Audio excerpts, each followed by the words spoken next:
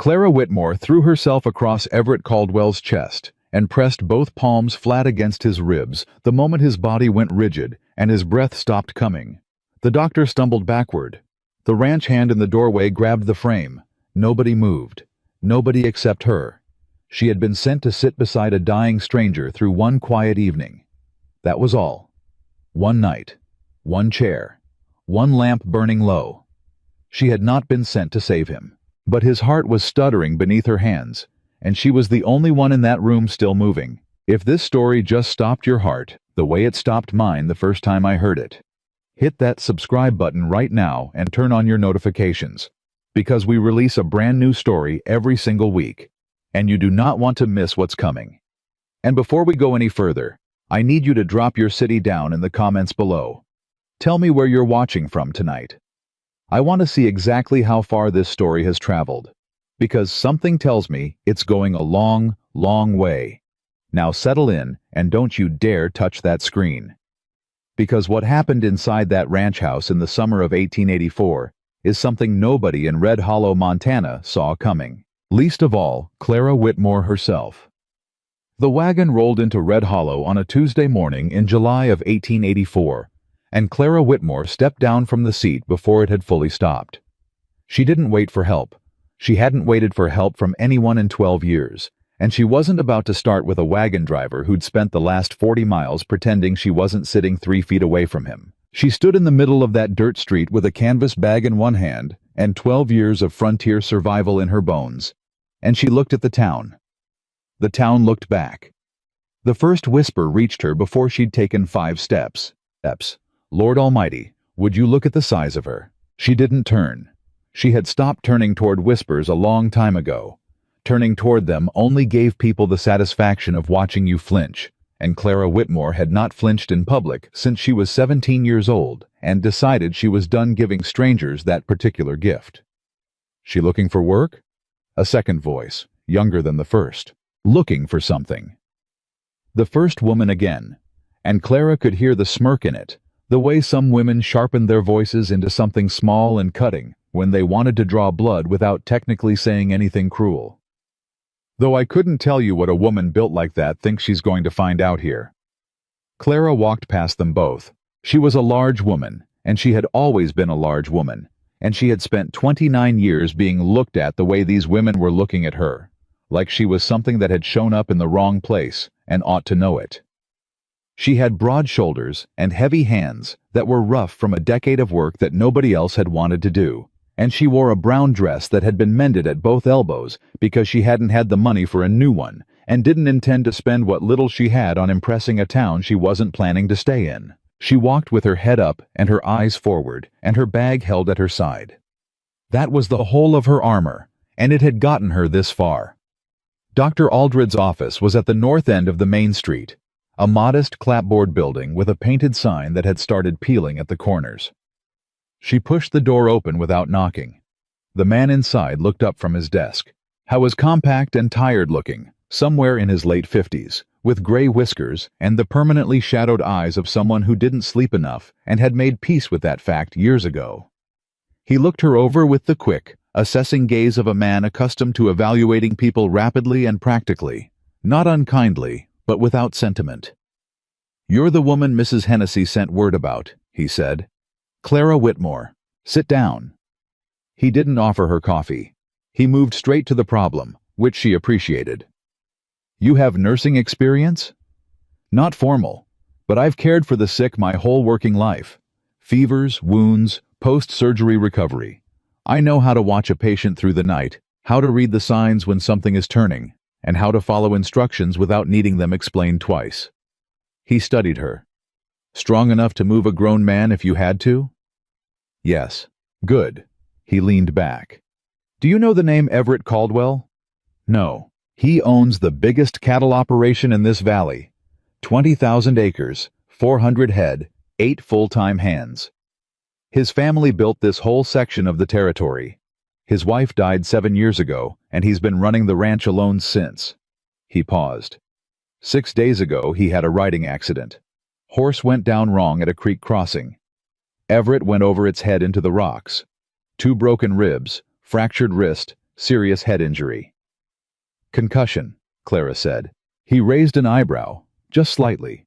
Yes, a bad one. Fever spiked dangerously last night. Came down on its own by morning, but I want someone with him tonight in case it rises again. If it goes past 104, I need to know immediately. What happened to the ranch hands? They're there during the day. He picked up his coffee cup, looked into it, set it down. At night is different. Everett Caldwell is not a man who accepts help graciously. He has spent 7 years building walls, and he has gotten very good at it. A pause. I approached 3 women about sitting with him tonight before I contacted you. Clara held his gaze and waited. The first said she had a family to get home to.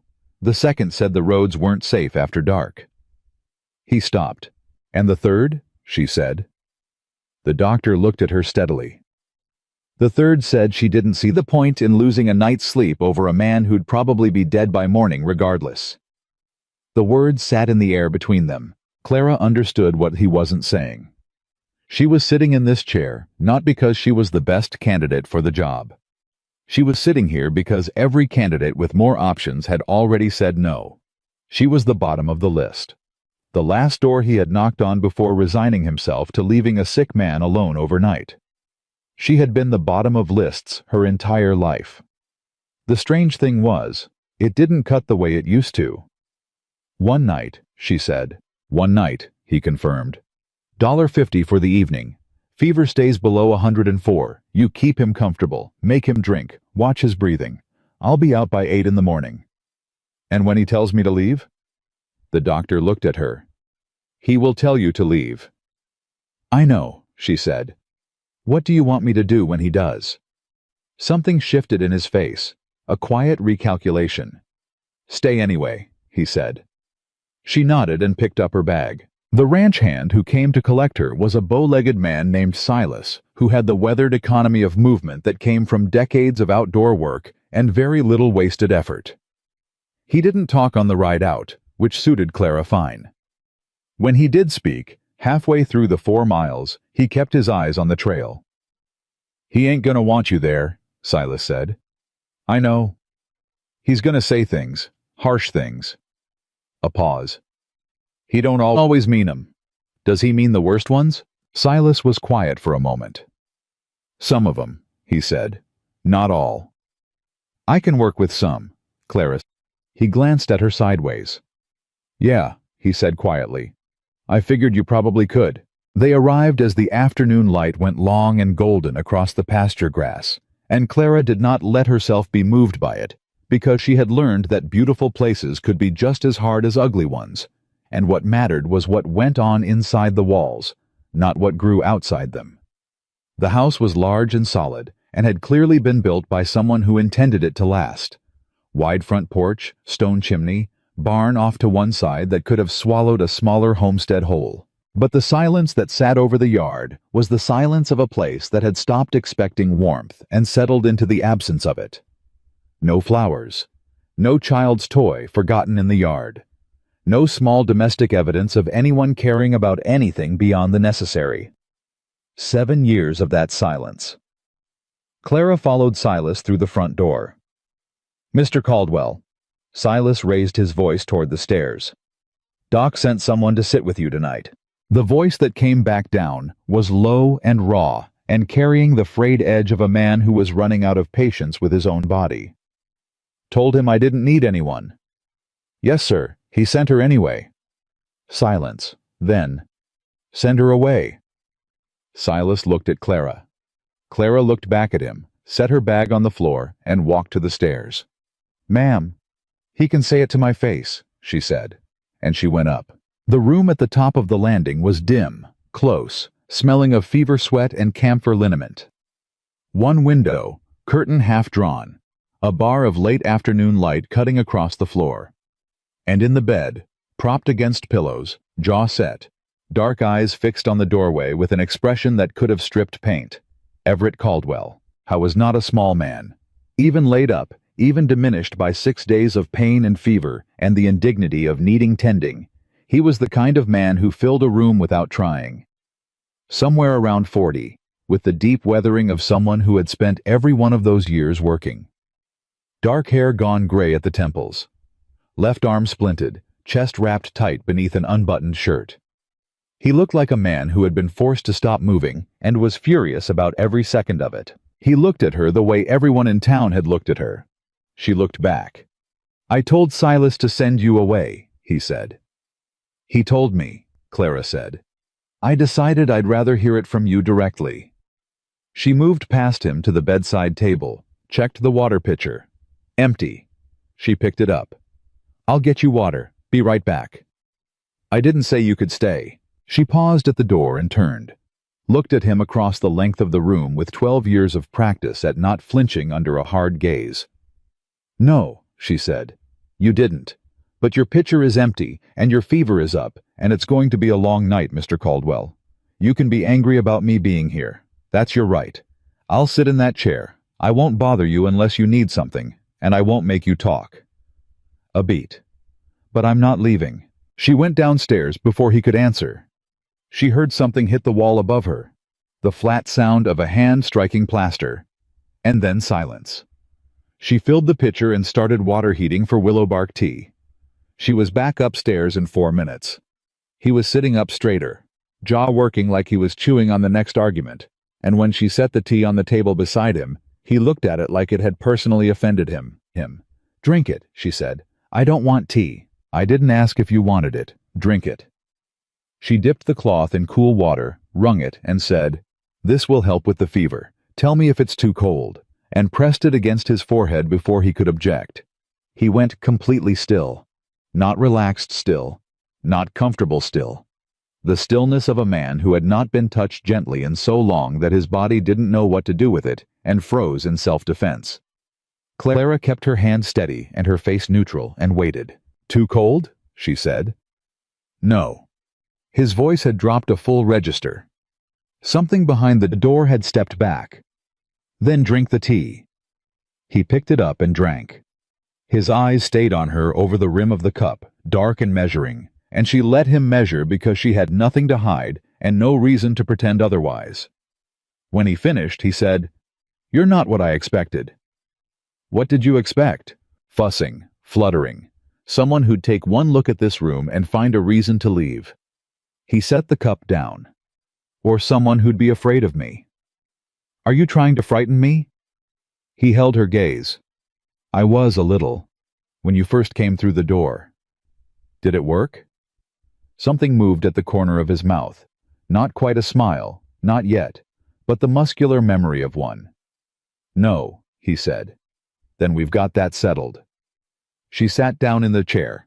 "What else do you want to argue about?" He almost laughed. She heard the beginning of it, a short sound that caught and broke off, like a man who'd forgotten he was capable of the thing and startled himself. "You're a strange woman, Miss Whitmore," he said. "People have said worse." "I don't doubt it." He shifted, hissed at the ribs, stopped moving. "How long have you been doing this kind of work?" 12 years. "Always alone?" "Always." "That doesn't bother you?"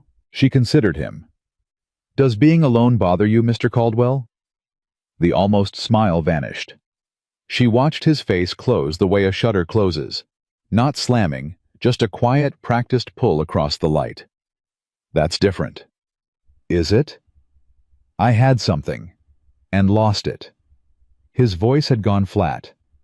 "That's different from never having it to begin with." "I didn't say I never had it," Clara said quietly. "I said I travel alone. They're not the same thing." He looked at her for a long moment. "No," he said. "I suppose they're not." Around 8 o'clock, the youngest of the ranch hands appeared in the doorway. Barely 20, shifting his weight from foot to foot, his hat turning circles in his hands. "Mr. Caldwell, sir, we was wondering if you needed anything." "He's stable," Clara said without turning. "Fever's down from when I arrived. He's had fluids and broth.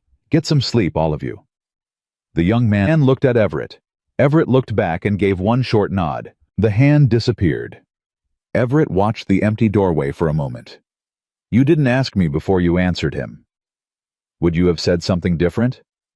A pause. "No." "Then we save time." This time the sound he made was unmistakably a laugh, brief, dry, quickly swallowed. And when it was gone, he turned his face away toward the window like he was hoping she hadn't noticed. She had noticed. She filed it away without comment and said nothing. By 9, his eyes were going heavy against his will. She could see him fighting it, the set of his jaw doing battle with the pull of exhaustion, and the willow bark doing its quiet work. "Sleep," she said. "I'm not tired." "I know. Sleep anyway." "You're bossy for someone I didn't invite into my house." "You needed bossy," she said.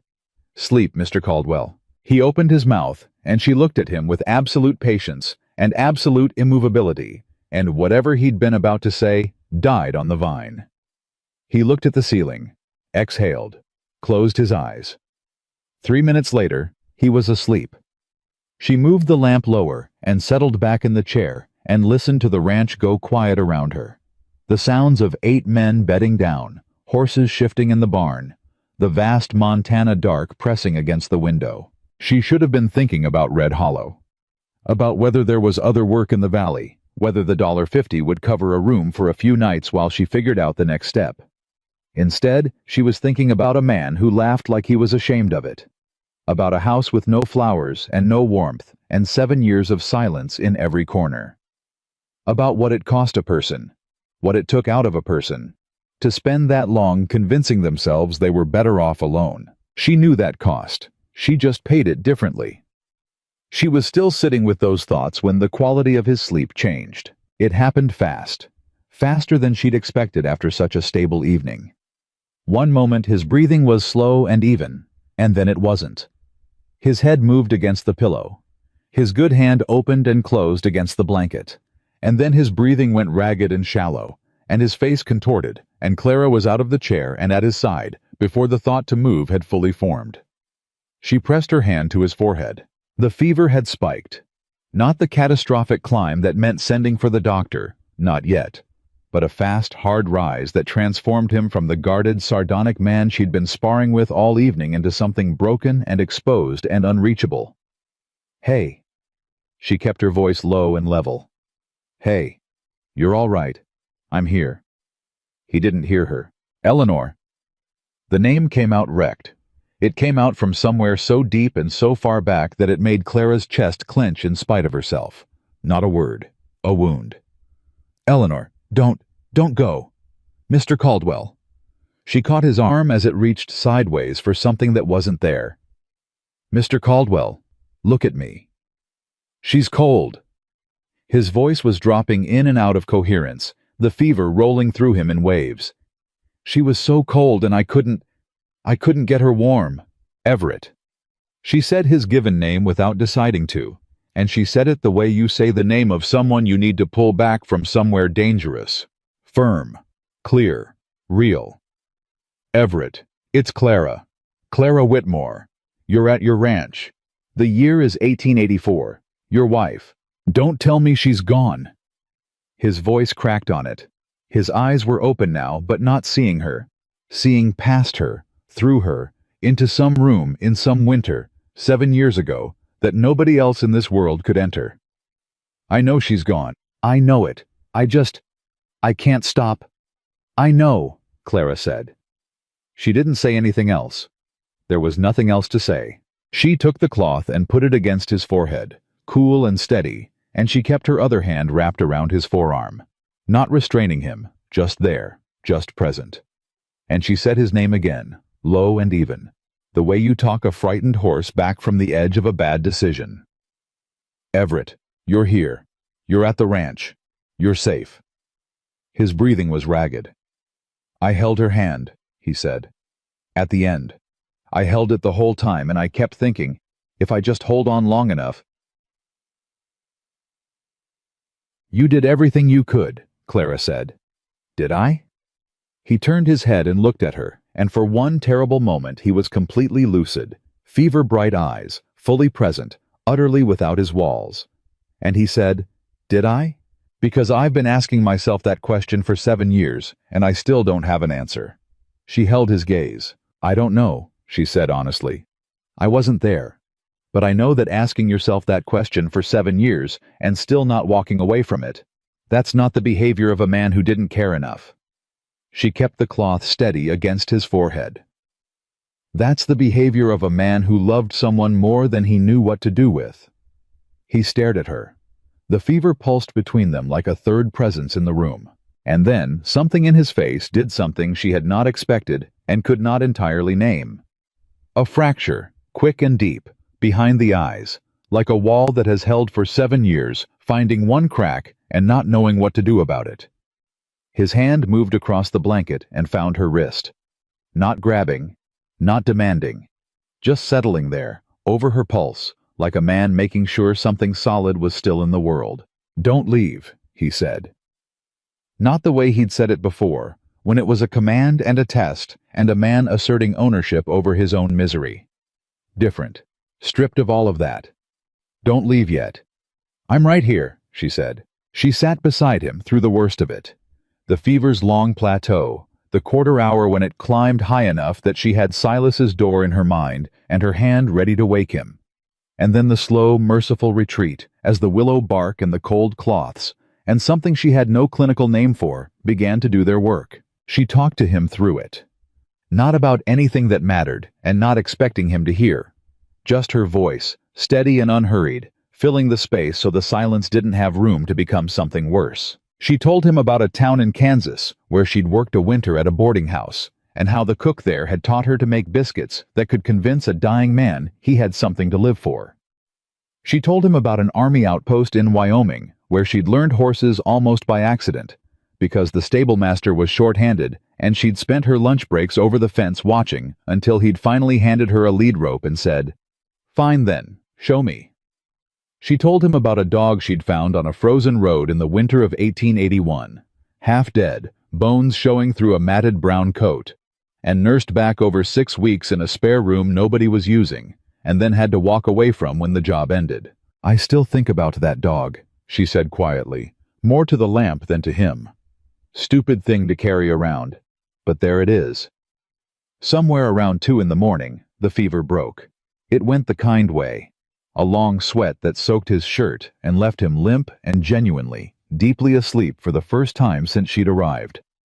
She changed the cloth one last time, pulled the blanket straight, and stood at the side of the bed for a moment looking at him. He looked younger in sleep. The jaw unclenched, the brow smoothed out. She could see the shape of the man he might have been before 7 years of grief had carved everything soft out of his face. She pulled the chair back to its position, wrapped her coat around her shoulders, sat down. Outside, the deep Montana dark was starting its slow surrender to gray, the first birds beginning the business of morning. She was still sitting there when he opened his eyes at 6. He came back to himself slowly, the way people do after a real fever, reality arriving in pieces, assembling itself, until the moment he blinked and focused, and found her in the chair, and lay there without speaking for a long time. "You stayed," he finally said. "I said I would." He was quiet. Outside, one of the hands was crossing the yard, boots on the hard ground, the sound carrying clean in the cool morning air. "I said things last night," Everett said. "When the fever?" "You were sick," Clara said. "That's not why." He said it the same way he'd said, "Does being alone bother you?" Not avoiding it, not dressing it up, just setting it down between them, unvarnished. "I've been keeping Eleanor's name locked up for 7 years. Thought if I didn't say it out loud, it would stay where I put it." He looked at the ceiling. "Turns out that doesn't work as well as I thought." "It never does," Clara said. He turned his head and looked at her. Really looked at her. Not the assessment she'd gotten in the first hour. Not the measuring look he'd given her over the teacup, but something slower and more searching.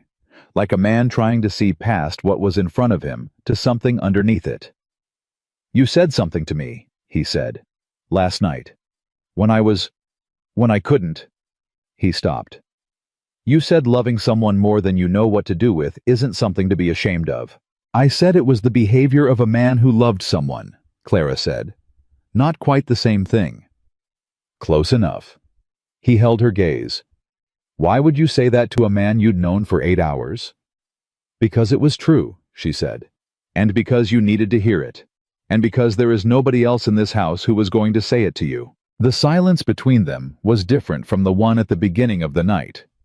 That silence had been watchful and cautious, two strangers deciding whether to trust each other. This one was something else, quieter, less defended. He had not looked away from her face. "You should eat," she said, "because one of them needed to break it, and it had better be her. And the doctor will be here by 8.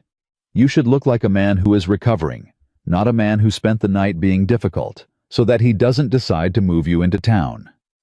"I'm not going into town." "Then drink this water and let me see your wrist before I start breakfast."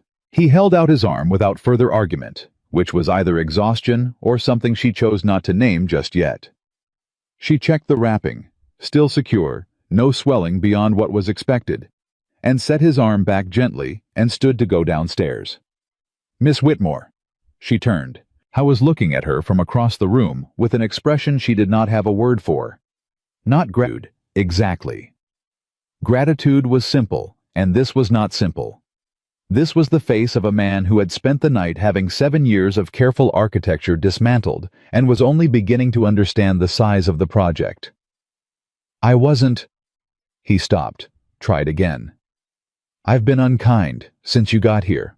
I know that." "You've been in pain," she said. "Both can be true." She held that for a moment, gave it the weight it deserved. "Yes," she said. "Both can be true." She went down the stairs. She stood in the kitchen in the early morning quiet and looked at the unseasoned pan and the forgotten jar of honey and the stores that wanted a woman who knew what she was doing, and she thought, one night. That's what this was. One night and $1.50, and then whatever came next. She thought about Red Hollow and the women in front of the dry goods store and the 3 women who'd said no, and whether any of them were going to lie awake, wondering what happened after midnight in that upstairs room. She thought about a man who called out a dead woman's name in the dark, and then, when the fever broke and the walls came back up, made himself look her in the eye anyway. From upstairs came a sound. Everett shifting in the bed, a careful movement that told her he was trying to sit up on his own, and that the ribs were delivering their opinion on that plan with considerable force. She heard the sharp intake of breath. Then silence. Then, quiet and rough and costing him something. She could hear that it was costing him something. "Miss Whitmore." She looked at the stairs. "I'm here," she called back. A pause. "I can't." He stopped. She could hear what it took for him to finish it. "I need some help." She stood at the bottom of the stairs for one moment that stretched long and full of things she didn't have names for yet. Then she picked up the water pitcher and went up. She didn't know yet what this was going to be. She didn't know yet what came after one night when one night wasn't enough. She didn't know yet what it meant that the most alone man in this valley had asked for her help twice in 12 hours. Once in the dark, in the grip of fever and grief, reaching for her wrist to make sure she was real, and once in the plain morning light, without the fever to excuse it. She didn't know yet, but she was already at the top of the stairs, and below her in the kitchen, the fire she'd started for breakfast was still burning.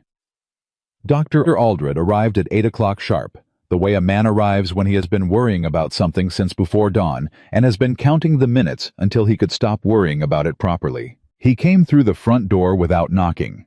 The particular privilege of a doctor who had been in and out of a house enough times that knocking felt like a formality nobody needed, and stopped when he found Clara at the kitchen stove with a pan going and the smell of salt pork and biscuits filling the whole downstairs. He stood in the doorway for a moment. "You're still here," he said. "His fever broke around 2, Clara said, without turning from the stove. "Came down clean. He slept through till 6. Wrist wrapping is holding. Ribs are sore, but he's moving carefully. He ate half a bowl of broth an hour ago, and he's going to eat a real breakfast before you go up, because he needs it, and he won't argue with you about it the way he'll argue with me." The doctor was quiet for a moment. "He argued with you?" he said. "Constantly," Clara said. "He's better at it than most people I've sat with. Kept me on my toes all night." Dr. Aldred set his bag on the table and looked at her with the expression of a man revising an assumption he hadn't known he was making. "The 3 women I asked before you said he was impossible," he said. "He's not impossible," Clara said. She plated the food and handed it to him. "He's just a man who forgot that asking for help isn't the same thing as losing." The doctor took the plate, looked at it, looked at her. "Miss Whitmore," he said, "I wonder if I might ask you to stay on a few more days." Clara turned back to the stove. She had known it was coming. She had felt it coming since she stood at the bottom of the stairs at 6 in the morning and heard Everett Caldwell say the words, "I need some help," in a voice that made it clear he had never said them easily to anyone. She had felt it coming, and she had spent the last 2 hours deciding what she was going to say when it arrived. "A few days," she said, "just until he's on his feet. The ribs need another 10 days at minimum before he should be doing anything strenuous. The wrist is going to be 6 weeks. And the concussion—" He paused. "I don't want him alone overnight, not yet." "And the hands? They have a ranch to run. 400 cattle don't stop needing work because the man who owns them took a fall." He picked up his fork. "I'll pay you fairly. You'd have the spare room. It's clean and warm. And you'd have the run of the kitchen, which, from the evidence in front of me, you clearly already know what to do with." Clara looked at the pan, thought about Red Hollow and the $2.40, and the canvas bag with everything she owned in the world. Thought about a man upstairs who had held her wrist in the dark to make sure something solid was still in the world. "I'll stay through the week," she said. "We'll see from there." She heard him exhale. "Thank you," he said. And he meant it the way doctors mean things, when they're genuinely relieved rather than merely polite. She carried a plate upstairs to Everett, who was sitting up against the headboard with the careful, deliberate posture of a man managing pain without wanting anyone to know he was managing pain. He looked at the plate and then at her and said nothing, which she had already learned was Everett Caldwell's version of thank you in the early morning hours before his walls had fully rebuilt themselves. She set it on his lap. "The doctor's downstairs," she said. "He's going to come up and look at you after he eats. Try not to argue with him about anything important." "I don't argue," Everett said. She looked at him. "I express strong disagreement," he said. "There's a difference." She left before he could see her smile. The doctor spent 20 minutes upstairs and came back down with the expression of a man who had gotten better news than he'd dared hope for. "He's improving faster than I expected," he said, pulling on his coat. "Keep him in that bed for at least 3 more days. Make sure he eats. And—" He paused at the door. "He told me you talked to him through the worst of the fever last night. That you kept him here." He looked at her directly. "I don't think you fully understand what that means, Miss Whitmore. He has been a very long way away for a very long time." Clara looked at the doctor. "I understand more than you think," she said. He nodded once, tipped his hat, and left. The first full day settled into a shape that Clara hadn't expected. Not the grim, reluctant endurance she'd prepared herself for, but something stranger and more unsteady.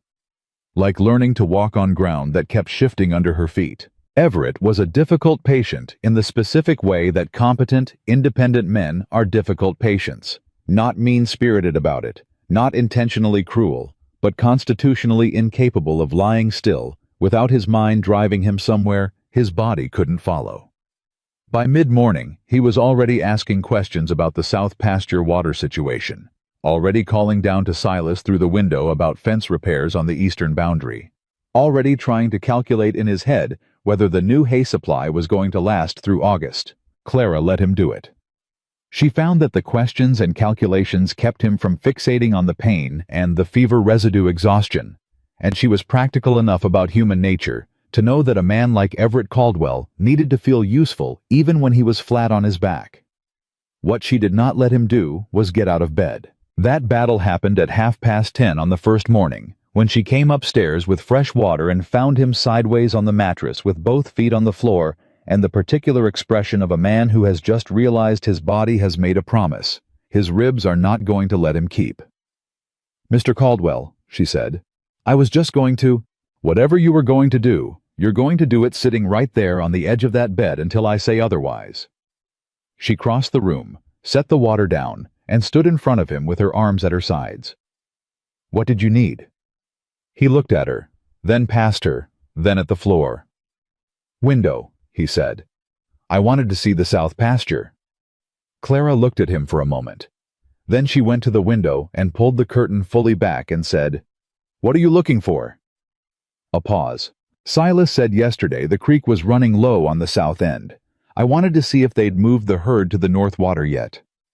Clara looked out the window. "They've moved them," she said. "Herd is on the north side.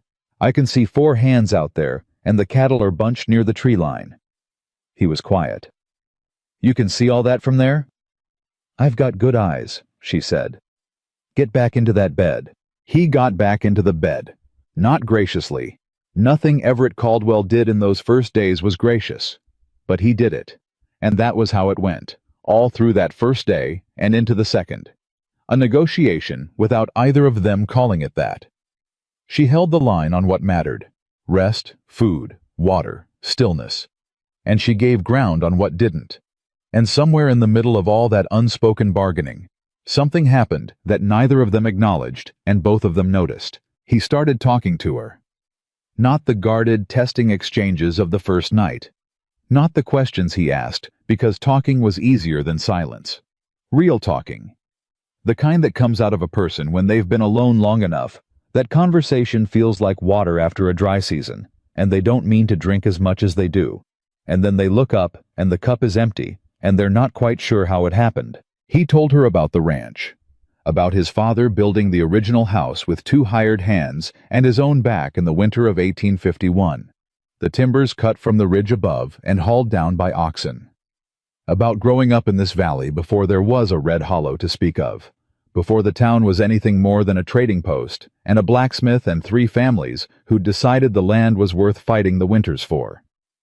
He talked about the cattle operation, the breeding program he'd started in '79, the land agreements he'd made with 2 neighboring ranches to manage the summer grazing rotation, the particular bloodline of horses his family had maintained for 30 years. He talked about all of it with the fluency of a man who had been carrying these things alone and had forgotten, until someone asked how much weight a person could actually put down.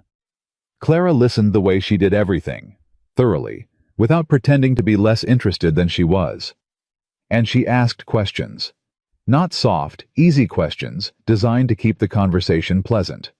Real ones. The ones she actually wanted the answers to. "The breeding program," she said, on the afternoon of the second day.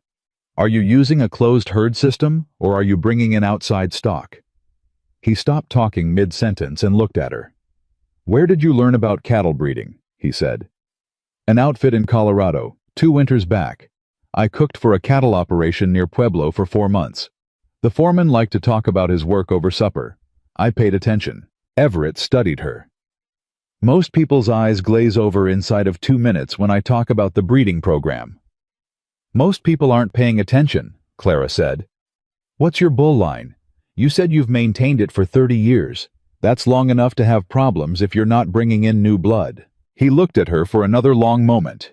That same searching look she'd gotten from him the morning after the fever. The one that went past the surface of her into something he was trying to locate and hadn't quite found yet. "I've got an arrangement with a rancher in Wyoming," he said slowly. "We trade bulls on a 4-year rotation. His grandfather and my father worked it out. It served us well." "Smart," she said simply. He said, "Yes," and then was quiet for a moment, and then said, "You're not what people in town think you are." She looked at him steadily. "And what do people in town think I am?" He didn't look away. "Someone who arrived with nothing and has nothing to offer." She held that. "And what do you think?" she said. He looked at his splinted wrist, then back at her. "I think," he said carefully, "that whoever told you that you had nothing to offer was either lying or a fool. And I think you've spent enough years believing them that you don't know what to do with someone who doesn't." The room was very quiet. Clara looked at him for a long moment, and then looked down at the cloth in her hands and said, "How's the pain today? Be honest." I understood, without her explaining, that she was done with that part of the conversation for now. He didn't push it. "Manageable," he said. "Better than yesterday." "Good," she said. "Then you can eat the whole plate today instead of half of it." She was downstairs making lunch when the first complication arrived. The sound of horses in the yard came first. Not the familiar rhythm of the ranch hands going about their work, but a different sound. More horses, moving with more purpose. Clara was at the stove when she heard Silas's voice, low and careful, the voice of a man choosing his words.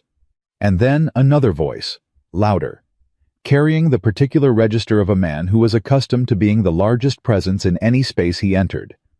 She wiped her hands on the dishcloth and went to the door. There were 2 men on horses in the yard. The one doing the talking was big.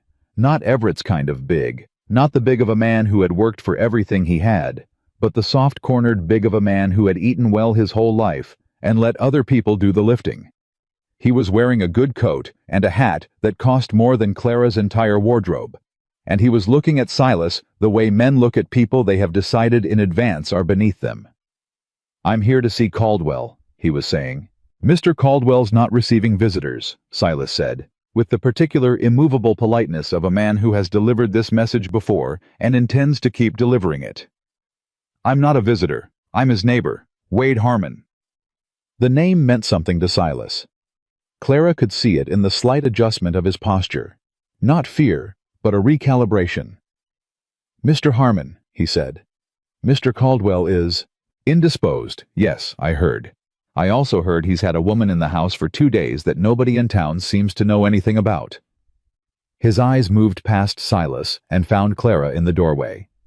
He looked her up and down, with the slow, deliberate inspection of a man making a point rather than an assessment. "That would be her, I imagine." Silas started to speak. Clara was already walking across the yard. She stopped 6 feet from Harmon's horse and looked up at him without shading her eyes, even though the sun was behind him. "Can I help you?" she said. Harmon looked down at her. The smile that moved across his face was the kind that wasn't actually a smile at all. "I don't believe we've met," he said. "We haven't.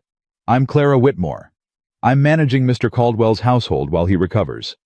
Is there something you need to communicate to him? I can carry a message. I prefer to speak to Everett directly."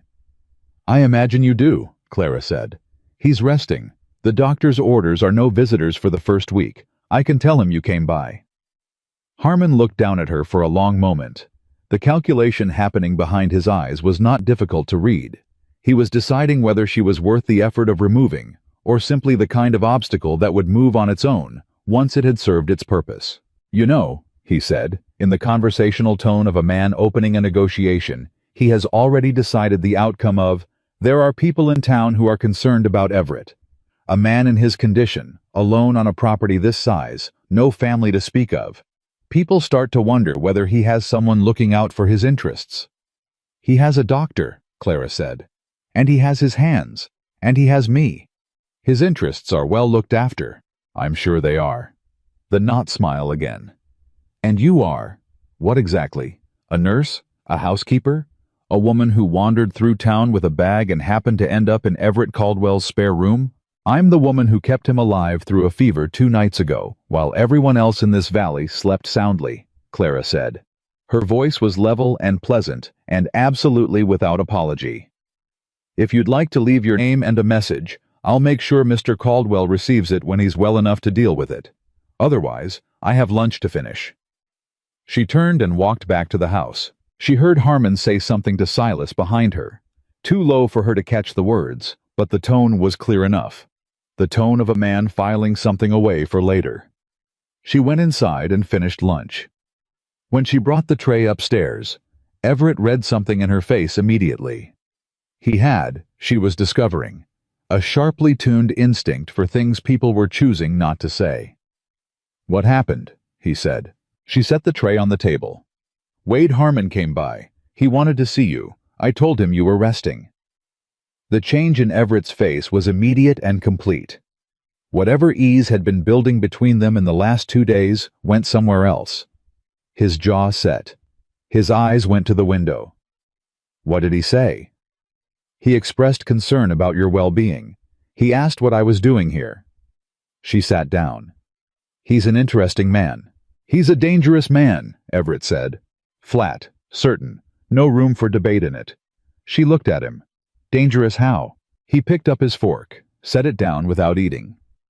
3 years ago, my neighbor Horace Bellamy had a bad winter. Lost cattle to disease, creek flooded his south fields, the kind of year that breaks a man or breaks even, depending on how the next one goes. Harmon offered him a loan. Terms seemed reasonable. Horace needed the money, and he took it. He paused. 2 years later, Harmon owned the Bellamy property, and Horace was working as a hired hand on land his father had homesteaded. Clara was quiet. "How?" she said. Terms that looked reasonable at the start had language buried in them that didn't. Renewal clauses, interest adjustments, things that looked like protection but worked like a trap when the time came. Everett's voice was carefully controlled, the way a man's voice gets when he is talking about something that made him furious and still does. Harmon has been buying up land in this valley for 6 years. He prefers to buy it from men who don't have the energy to fight him anymore. "And you?" Clara said. He looked at her. "I've never needed Harmon's money. He's never had a reason to approach me." A pause, weighted and deliberate. Until now. She understood then what Harmon's visit had actually been. Not neighborly concern. A reconnaissance. A man coming to take the measure of how vulnerable Everett Caldwell currently was, and finding a large woman in a brown dress between himself and the answer. She looked at Everett steadily. "Eat your lunch," she said. "Clara, eat your lunch," she said again quietly. "You're not going to be able to deal with Wade Harmon or anyone else until you're on your feet. And you're not going to be on your feet until you eat and rest and let those ribs heal. So eat." He looked at her for a long, taut moment. Then he picked up the fork and ate. That afternoon she went looking for Silas. She found him in the barn, working a piece of tack that needed resoling. He looked up when she came in and waited, which she had learned was his way. He was a man who didn't start conversations, but once you started one, he was fully present in it. "Wade Harmon," she said. Silas put down the tack. "Mr. Caldwell told you." "Some of it. I want to know what you know." He looked at her for a moment, measuring, she thought, not her, but the question, whether it was his place to answer it. He seemed to decide that it was. "Harmon's been watching this ranch for 2 years," he said. "Since Mr. Caldwell's accident, there've been men on the ridge, looking, just looking, but looking regular." He paused. "The ranch has no debt. It's the most productive land in this valley. Harmon knows it. Everyone knows it. And if something happened to Everett, if something happened to Mr. Caldwell, and there was nobody here to manage things..." Silas picked up the tack again, turned it in his hands. "The hands are loyal, but we're hands. We know cattle and fences and water. We don't know lawyers and papers and the county land office." He looked at her. "Mr. Caldwell's got no family left, no wife, no children. Nobody to stand between this ranch and a man who knows how to use legal language the way other men use guns." Clara stood in the barn doorway and listened to the horses and thought about Harmon's not smile and the way he'd looked at her like she was a temporary inconvenience. "He'll be back," she said. "Yes, ma'am," Silas said. "He will." She went back to the house. She was quieter than usual through the rest of the afternoon, and Everett noticed. He noticed the way he noticed everything about her. She was realizing. With the attention of a man who had been paying close attention to the world for 40 years as a matter of survival, and couldn't turn it off even when he wanted to. "You talked to Silas," he said, when she brought him the evening meal. "I did." "And?" She set the plate down and sat in the chair and looked at him directly. "You need to know what Harmon is actually after," she said. "And you need to think about who you have around you that can help you handle it when he comes back. Because Silas says he will." "I know what Harmon is after," Everett said. "Then why haven't you done something about it?" The question landed hard. She could see it land. He looked at the plate, and then at the window, and then finally, back at her. "Because I've been running this ranch alone for 7 years, he said slowly. "And somewhere in there I started believing that alone was the only way I knew how to run it."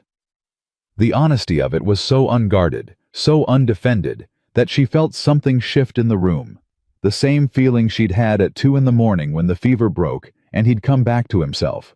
That sense of a wall not falling, but opening a door she hadn't known was there. She kept her voice steady. "Well," she said, "you're not alone right now, so maybe we can think about it together." He looked at her. And in the looking, something happened. Not a big thing, not a grand declaration, just a small and quiet recalibration, like a compass needle finding north.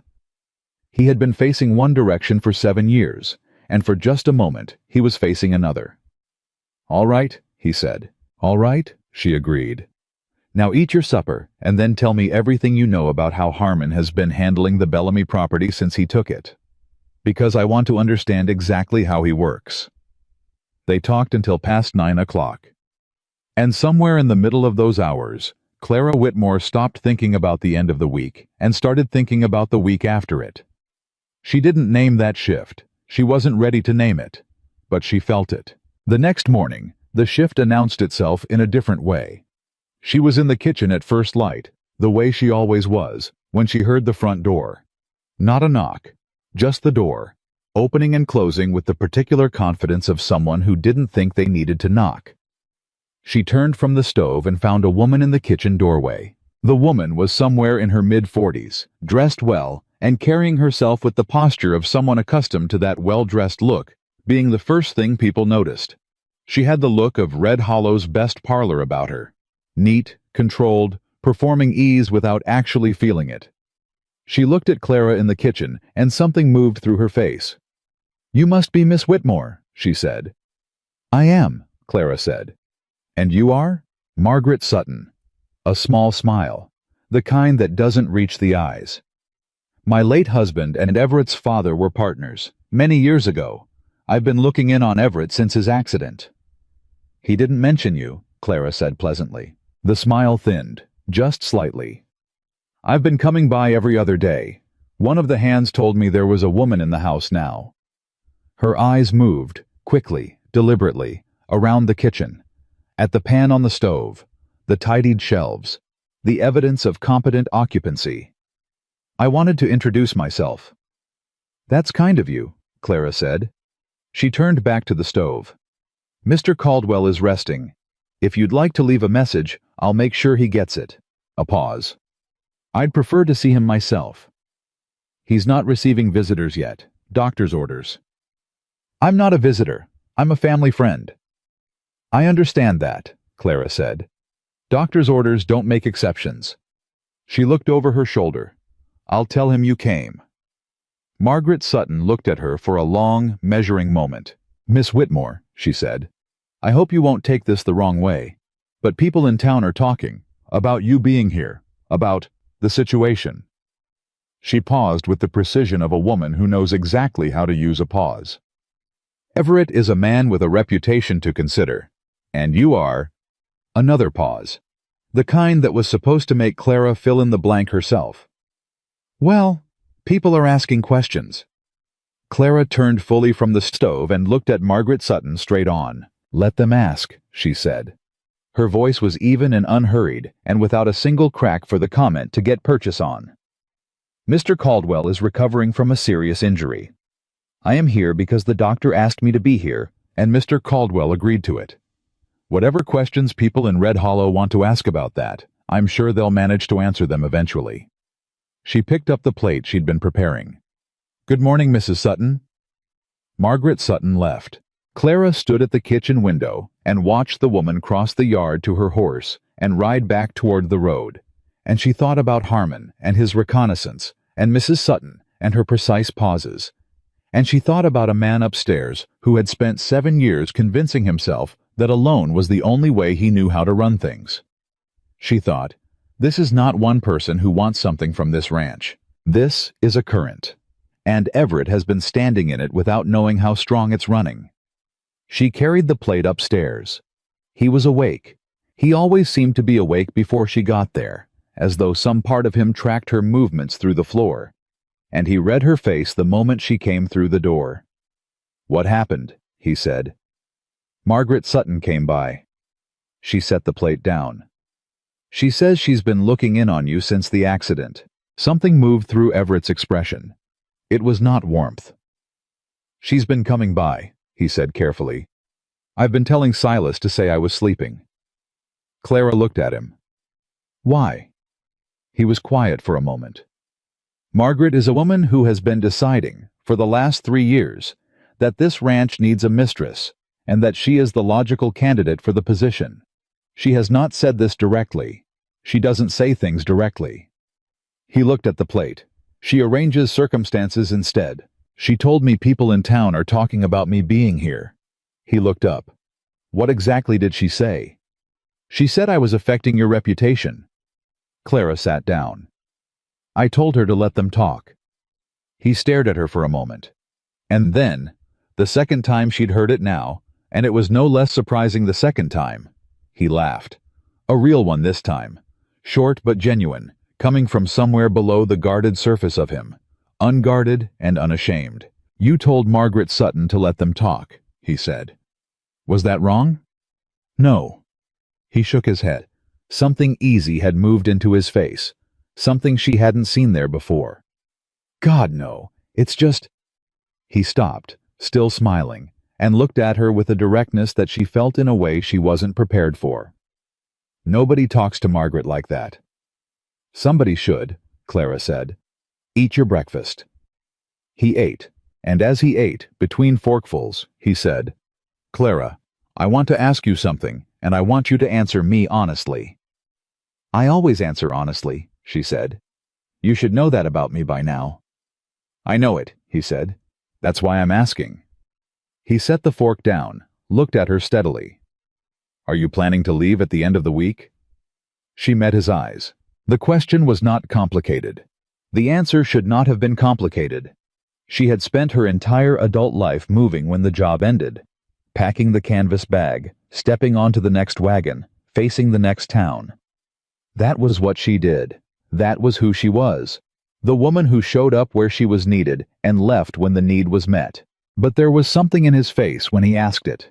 Not the guarded measuring look, not the wall, something more undefended than that, something she hadn't expected to find in a man this hard. That made the answer feel less simple than it should have been. I said I'd stay through the week, she said. I know what you said. His eyes didn't move from hers. I'm asking what you're planning. She was quiet for a moment. I'm planning, she said slowly, to see how things stand at the end of the week. He looked at her for a long time. That's fair, he said finally. He picked up the fork again, and Clara looked at her hands in her lap and thought about currents and about men who'd forgotten they didn't have to stand in them alone and about the end of a week that was still 4 days away. 4 days. She had survived worse uncertainties than 4 days. She picked up her mending from the basket beside the chair and settled back and let the morning come in around them both. Outside, somewhere across the valley, a rider was turning his horse toward the road that led back toward town. And beyond him, out of sight, Wade Harmon was already writing a letter to the county land office. Clara didn't know that yet, but the week wasn't over, and neither was she. The letter from the county land office arrived on a Thursday. Silas brought it in from the road without knowing what it was, just a sealed envelope with the county seal pressed into the wax, handed off by a rider who didn't stop long enough to be asked questions. Clara was the one who took it from Silas's hand, and she was the one who looked at the return address, and she was the one who stood in the front hallway for a full 30 seconds before she carried it upstairs. Everett was sitting up in bed with a ledger book across his lap. She had relented on that 3 days ago, deciding that a man with a working mind and a healing body was more dangerous when he had nothing to do than when he had something to focus on. He looked up when she came in, read her face, looked at the envelope. "Give it to me," he said. She did. He broke the seal with his good hand, which still wasn't as steady as it should have been. She watched him read, watched his face go through 3 distinct changes. The first a frown, the second something harder, and the third the careful blankness of a man who has received bad news and is deciding how bad it actually is before he lets himself react. He set the letter on the ledger. "Harmon filed a petition with the county land office," he said. "He's claiming that a portion of my southern boundary has been incorrectly surveyed. He's requesting a resurvey of the entire south and east perimeter." He looked at this wall. "If the county accepts the petition, surveyors come out. Survey takes weeks." During that time, any land in dispute is complicated. Complicated how? Clara said. Complicated meaning. I can't use it, can't graze it, can't make any improvements on it. Complicated meaning that if his surveyor happens to find discrepancies, real or manufactured, he can file a secondary claim on any land that falls outside the original boundary markers. He picked up the letter again, read a section, set it down. My father laid those boundary markers in 1851. Some of them are 33 years old. Some of them... He stopped. Some of them may not be where they were, Clara said. Some of them may not even be standing anymore, he said. 33 years of frost and thaw and creek flooding. He pressed his hand flat against the ledger. Harmon knows this. He's been watching this land long enough to know exactly where the weaknesses are. Clara sat down in the chair. She thought about what Silas had told her in the barn, about the Bellamy property, about how it had happened, slowly, legally, buried in language that looked like protection and worked like a trap. She thought about Harmon on his horse in the yard, looking past Silas at her like she was a temporary obstacle he was already calculating around. When do you have to respond? She said. 30 days. And what does a response require? He looked at her. The look had a question in it. Not a hostile one, but the look of a man recalibrating who he was talking to. Documentation, he said slowly. Original survey records. Any additional land agreements made since the original survey. Letters of testimony from neighboring landowners establishing the accepted boundaries over time. He paused. And a lawyer. Someone who knows county land law and can file a counterpetition before Harmon's gets any traction. Do you have a lawyer? The nearest man I'd trust is in Billings. How far is Billings? 2 days' ride. Clara was quiet for a moment. Can you write to him today? Everett looked at her. You're thinking about this like it has solutions. Everything has solutions, she said. Some of them are harder than others. Can you write to him today? He looked at the splinted wrist. I can dictate, if someone writes. She got up and went to the desk in the corner of the room and found paper and a pen and an inkwell, and she brought them back and sat in the chair and looked at him. Go ahead, she said. He looked at her for a moment with that searching look, the one that was becoming familiar, the one that went looking for something and seemed to find more than it expected every time. Then he started to talk, and she started to write, and the letter to the lawyer in Billings took shape between them word by careful word. She was a good writer, clear and precise, with the clean grammar of a woman who had educated herself because no one else was going to do it for her. She asked questions when a phrase was unclear, suggested sharper language twice, and both times Everett looked at what she'd written and said, yes, that's better, without making it sound like the admission cost him anything. When the letter was finished, she read it back to him. He listened, nodded once. Send it with Silas today, he said. Tell him to ride hard. I will, she said. She started to gather the papers. Clara. She looked up. He was looking at her with the afternoon light coming through the window at a sideways angle, and his face was doing something she still didn't entirely have words for. Like a man who has been holding something at arm's length for a very long time and is starting to feel the strain of the distance. Thank you, he said. Don't thank me yet, she said. We haven't solved it. We've started. I know. He held her gaze. I'm not thanking you for solving it. I'm thanking you for thinking it had solutions. She left before he could see what that did to her face. The ranch hands knew something had shifted before anyone said anything directly. That was how it worked in close quarters. The emotional weather of a place changed before the words caught up to it, and people who worked the land and read animals for a living were better than most at reading the air, Silas knew. She could tell from the way he took the letter without asking why she was sending it. Young Tommy, the anxious hand who'd come to the doorway on the first night, started bringing her the morning water without being asked. The other men, there were 8 of them total, varying in age from Tommy's barely 20 to a grizzled hand named Colt, who was somewhere north of 60 and spoke perhaps 12 words a day, began taking their small questions and small problems to her instead of to each other. She didn't notice it happening until the 4th day, when she was in the yard assessing the kitchen garden that had been catastrophically neglected, and 3 of the hands came to her separately within an hour. One with a question about the supply order for the next week, one with a concern about a horse that had been favoring its left foreleg, and one to report that a section of the north fence had come down overnight. She handled all 3.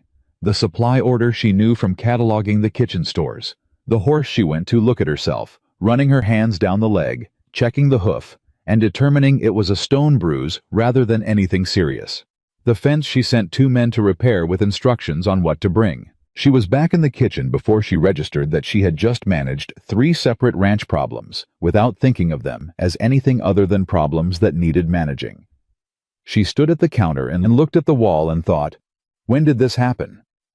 And then, quieter, when did this start to feel like mine? She pushed both thoughts away and started on supper. But the thoughts had been had, and thoughts like that don't unpush. Everett was up on his feet by day 5. Not freely, not comfortably, but upright and mobile, which he treated like a personal victory of the highest order.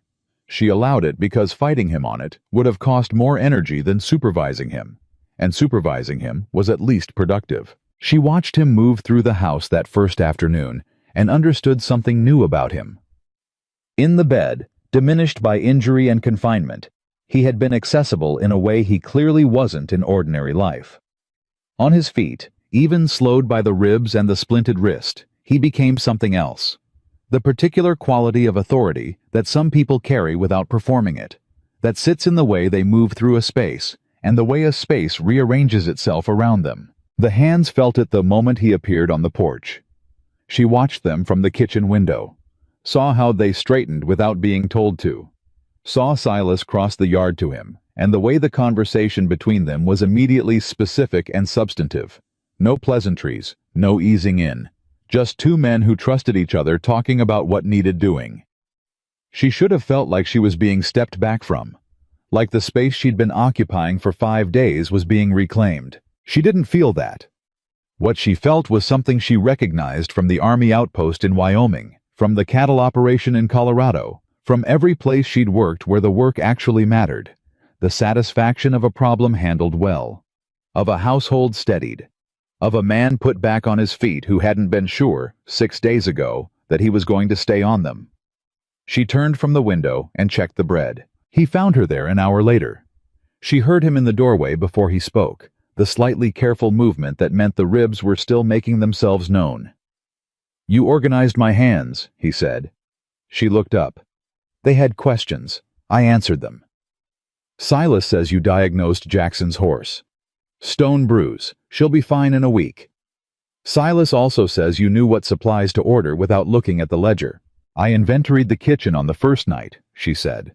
"The kitchen order and the supply order overlap more than most people think."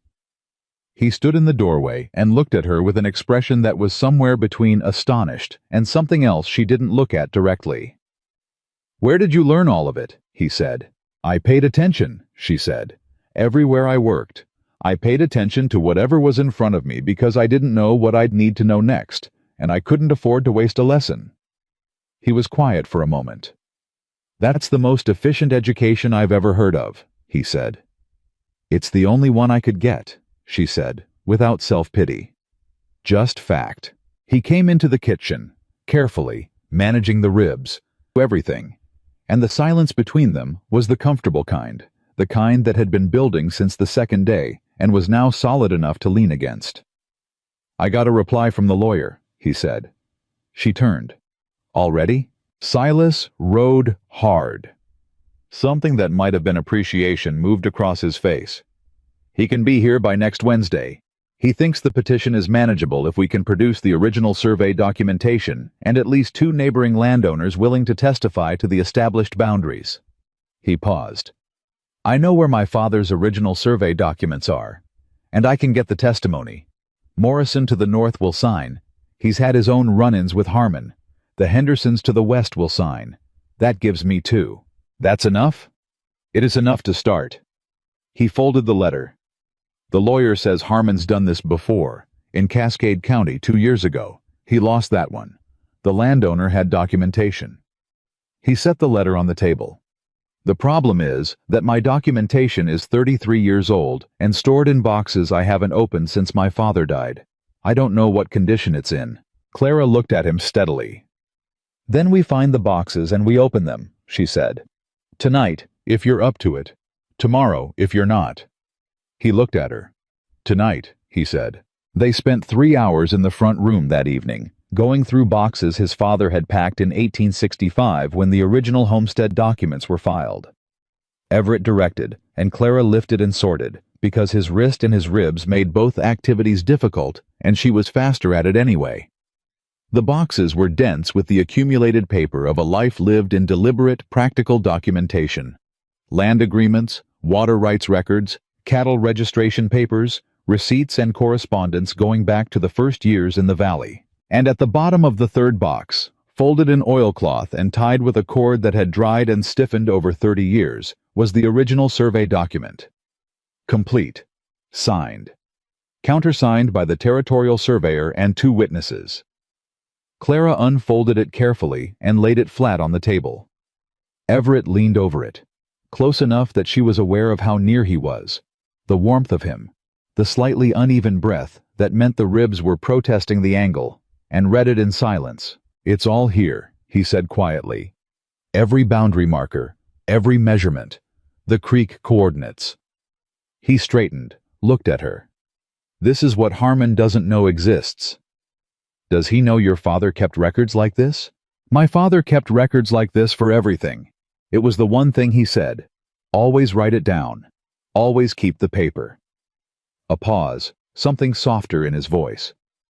"He said a man's word was worth everything until the day someone decided it wasn't, and on that day you needed the paper."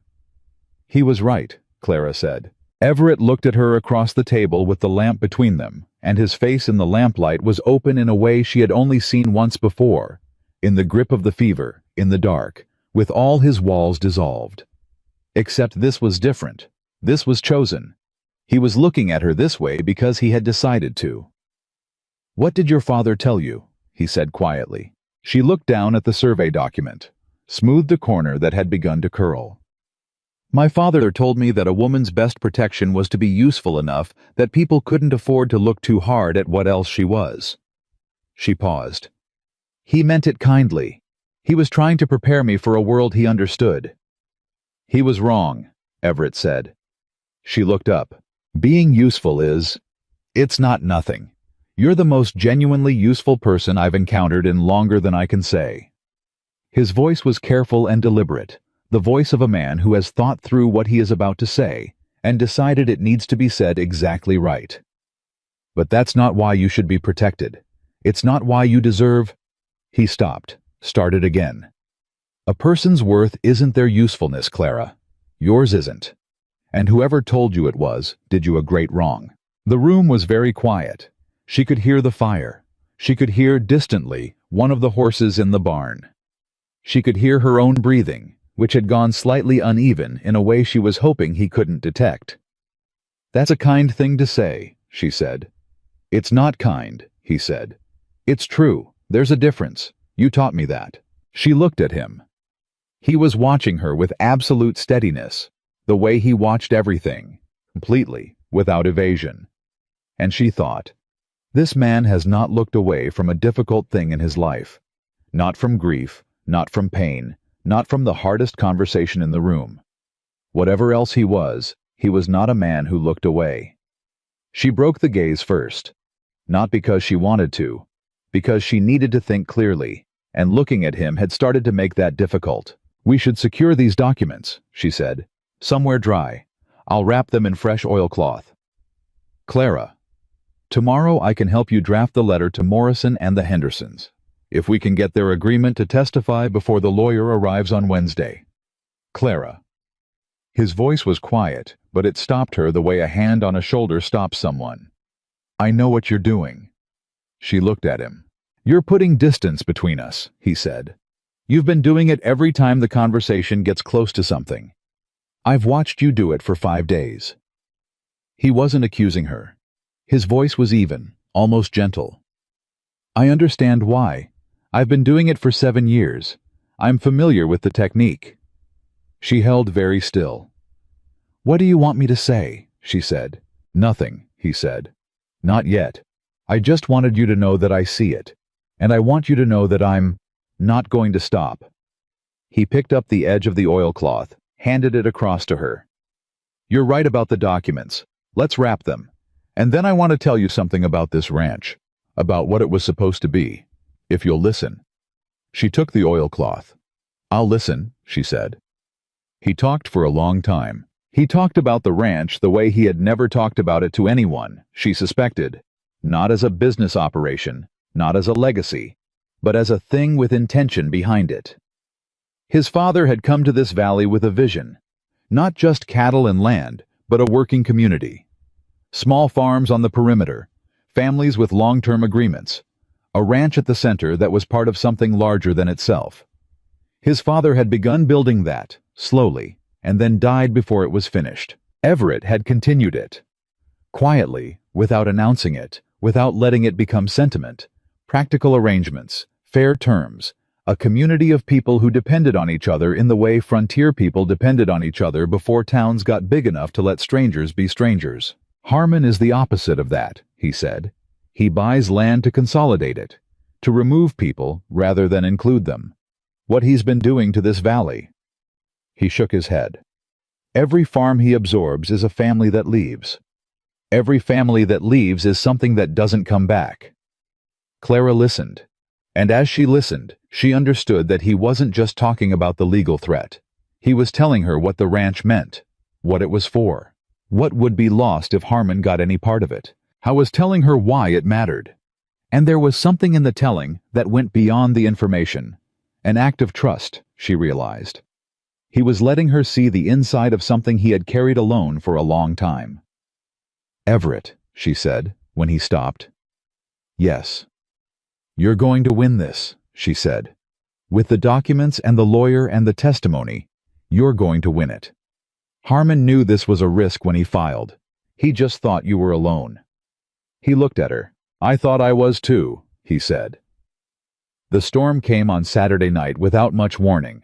The kind of Montana storm that decides in an afternoon what it's going to do and then does it thoroughly, without consulting anyone's plans. By nightfall, the wind was driving rain sideways against the windows, and the temperature had dropped 15 degrees, and the whole ranch was a different kind of contained than it had been during the ordinary evenings. The hands were in this bunkhouse. Everett was downstairs for the first time, in the front room, because the stairs had become negotiable on day 5, and the front room had the better fire. Clara was on the other side of the fire with the mending basket, doing what she did, being present, being useful, not demanding anything from the space. The storm got worse at 9. At 9:30, one of the hands came to the door. Young Tommy, drenched through, his hat gone somewhere in the wind. "Mr. Caldwell," he said, breathing hard. "North fence is down, not just the section from last week. The whole north corner post is gone. Creek's running up." Everett was on his feet before Tommy finished speaking. "No," Clara said. He looked at her. "You cannot go out in this with those ribs," she said. "Not in the dark, not in this wind. You go down in that mud, and you undo every day of recovery." She looked at Tommy. "Who's the most experienced hand for fence work?" "Colt," Tommy said instantly. "Get Colt and 2 others. Tell them I said the priority is the creek bank. If the water gets into the north pasture, it'll push the herd toward the gully. The fence can wait till morning. The herd can't." She looked at Everett. "Tell me I'm wrong." He looked at her for a long moment. "You're not wrong," he said. "I hated it." She could see how much he hated it. A man who had handled every emergency on this land for 20 years, standing in his front room while his hands went out in the storm without him. She understood that. She didn't make him feel better about it, because making him feel better about it would have been dishonest.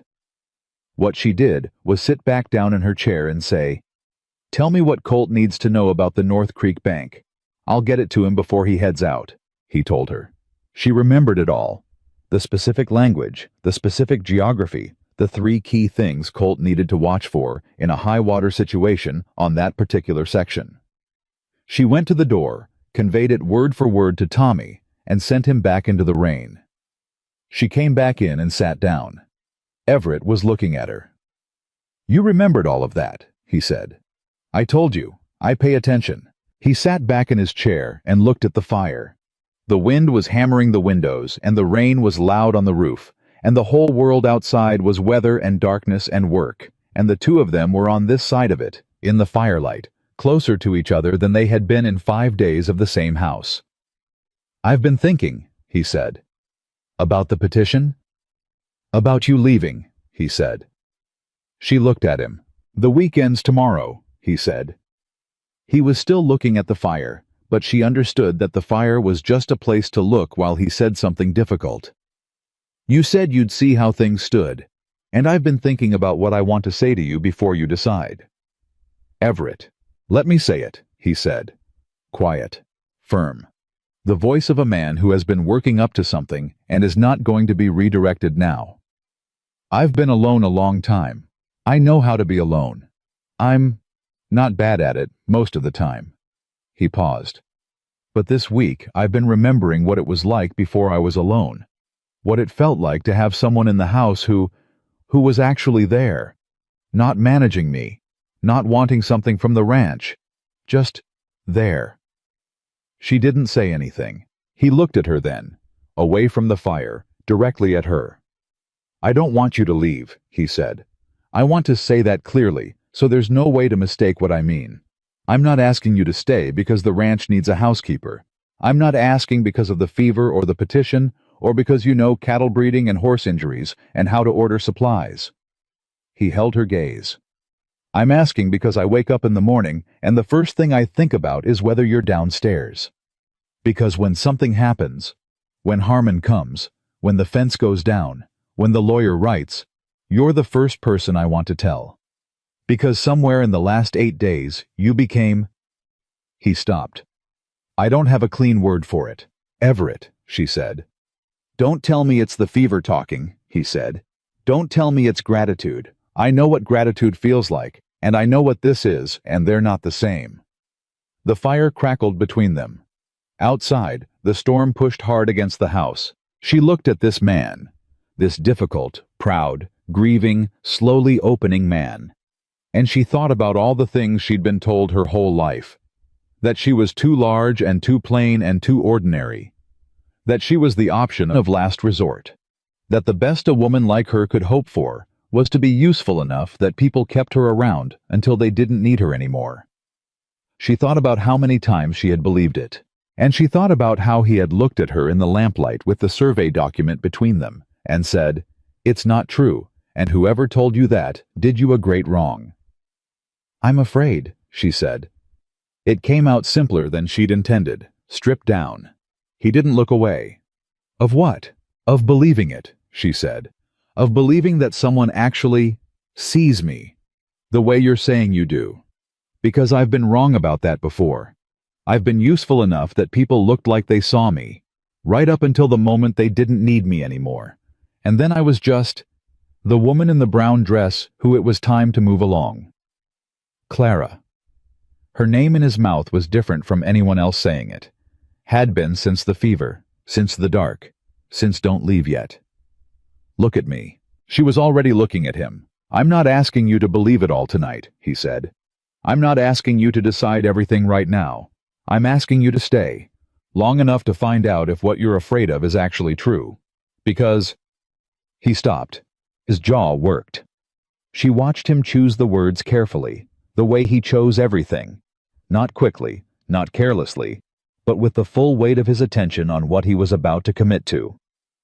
"Because I have spent 7 years being afraid that letting someone close meant risking losing them. And I've decided that the fear is smaller than the other thing." "What other thing?" she said. He looked at her. "This," he said, and his good hand reached across the space between them and covered hers where it rested on the arm of the chair. Not grabbing, not demanding, just there, warm and certain. The storm howled outside. She looked down at his hand on hers, at her own hand, the large, rough, work-scarred hand that nobody in Red Hollow had looked at and thought the word beautiful. His hand was the same, calloused, marked by decades of rope and weather and work. They were, she thought, A matched pair in that. She turned her hand over beneath his, and held on. "I'll stay through the month," she said, quietly. Not a surrender, a negotiation, the way she did everything. "We'll see from there."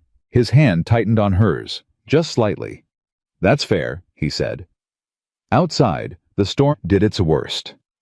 And in the front room of the Caldwell Ranch, two people who had both spent a very long time alone sat beside the same fire and held on. Clara didn't close her eyes.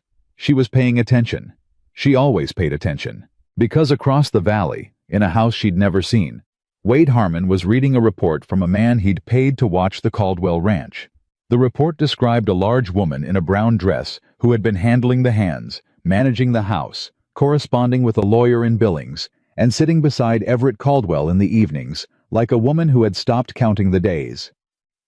Harmon read the report twice. Then he set it down and picked up his pen. Whatever he'd thought Clara Whitmore was, he had just revised his understanding, and he had decided that she needed to be dealt with directly. The Sunday morning after the storm was the kind of quiet that only comes after something violent has passed, the particular stillness of a world that has been wrung out and set to dry. Clara was in the kitchen before dawn, the way she always was, and she was standing at the counter with her hands wrapped around a cup of coffee and her mind in a place she hadn't intended to let it go when she heard him on the stairs. She knew his step by now, the slightly careful placement of the left foot, managing the ribs. The deliberate pace that was not slowness, but control. A man who had decided he was going to move through his own house like a man who owned it, injury or not. He came into the kitchen and stopped. She didn't turn around. "You're up early," he said. "I'm always up early," she said. "Coffee's on the stove." He poured a cup. She heard him pull out the chair at the head of the table and sit. The silence between them was the silence of the previous night still in the room. His hand on hers, her turning it over, the storm outside, present but not pressing. The way the memory of something important sits in a space without demanding to be talked about immediately. "How's the north fence?" she said. "Colt says it's repairable. 2 hours of work once the ground firms up." "And the herd?" "All accounted for. Silas moved them to the high ground before 10 o'clock. A pause. "He said you gave him the right instruction before he went out." "You gave me the right instruction," she said.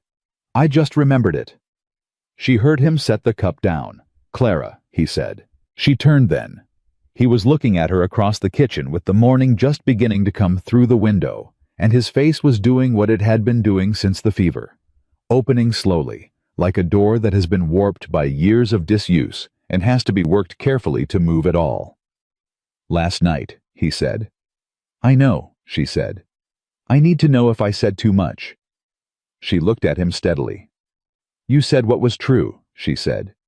"That's not too much." He held her gaze. "And what you said, about being afraid. That was true too. Is it still true this morning?" She thought about it honestly, the way she did everything. "Yes," she said. "But afraid and decided aren't the same thing." Something settled in his face. Not relief. Something quieter than relief. The look of a man who had been braced for an answer and found that the actual one was something he could work with. "All right," he said. "All right," she agreed. She turned back to the stove. They had breakfast together at the kitchen table, not for the first time, but for the first time that felt like a choice rather than a circumstance. He talked about the lawyer arriving on Wednesday and what he needed to have prepared. She listened and added, and occasionally redirected when his thinking went somewhere that made practical sense, but legal nonsense. He accepted her redirections with less friction than he accepted most things, which she noticed and did not comment on. It was Silas who knocked on the back door at 7:30, with the look of a man carrying news he wished he wasn't carrying. "What happened?" Everett said immediately. "Ryder came this morning," Silas said. "From town. He brought—" He paused, looked at Clara, then back at Everett. "He brought a letter, but it wasn't addressed to you, Mr. Caldwell." Silence. "Who was it addressed to?" Clara said. Silas reached into his coat and held out the envelope. Clara's name was on it, written in a hand she didn't recognize, precise and controlled, The handwriting of a man who wanted everything he did to look deliberate. She took it, broke the seal. She read it once quickly, and then again slowly, and by the second reading, her face had gone to a place she didn't fully control, and she knew Everett was watching it happen. "What does it say?" he said. She set the letter on the table and smoothed it flat with her palm, and stepped back so he could read it himself. Wade Harmon had written to her directly. The language was formal and legal at the surface, and something else entirely underneath. He wrote that he was aware of her presence at the Caldwell Ranch and her role in managing the household during Mr. Caldwell's recovery. He wrote that he had made inquiries, this word underlined once, regarding her background and her history in the territory. He wrote that he understood she had worked in a number of positions across several counties over the past 12 years, and that the nature of some of those positions might be of interest to the community of Red Hollow were they to become widely known. He wrote that he was a man who believed in discretion, and that discretion was most easily maintained when people understood the value of making sensible decisions. He did not specify what sensible decision he was suggesting she make. He didn't have to. Everett read it. She watched his face go through the same 3 changes it had gone through with the land office letter, and then through a 4th change she hadn't seen before. Something hot and controlled, the look of a man managing a very strong response with the discipline of someone who knows that acting on it immediately is exactly what the other person wants. He set the letter down. "He's threatening you," he said. His voice was completely level. "Yes," she said. "He's implying that your past employment history is something to be ashamed of. He's implying that he can make it look that way whether it is or not." "What is your past employment history?" She looked at him directly. "Boarding houses, army outposts, domestic work, nursing care. Nothing I've ever done that I couldn't say out loud in a church." She held his gaze.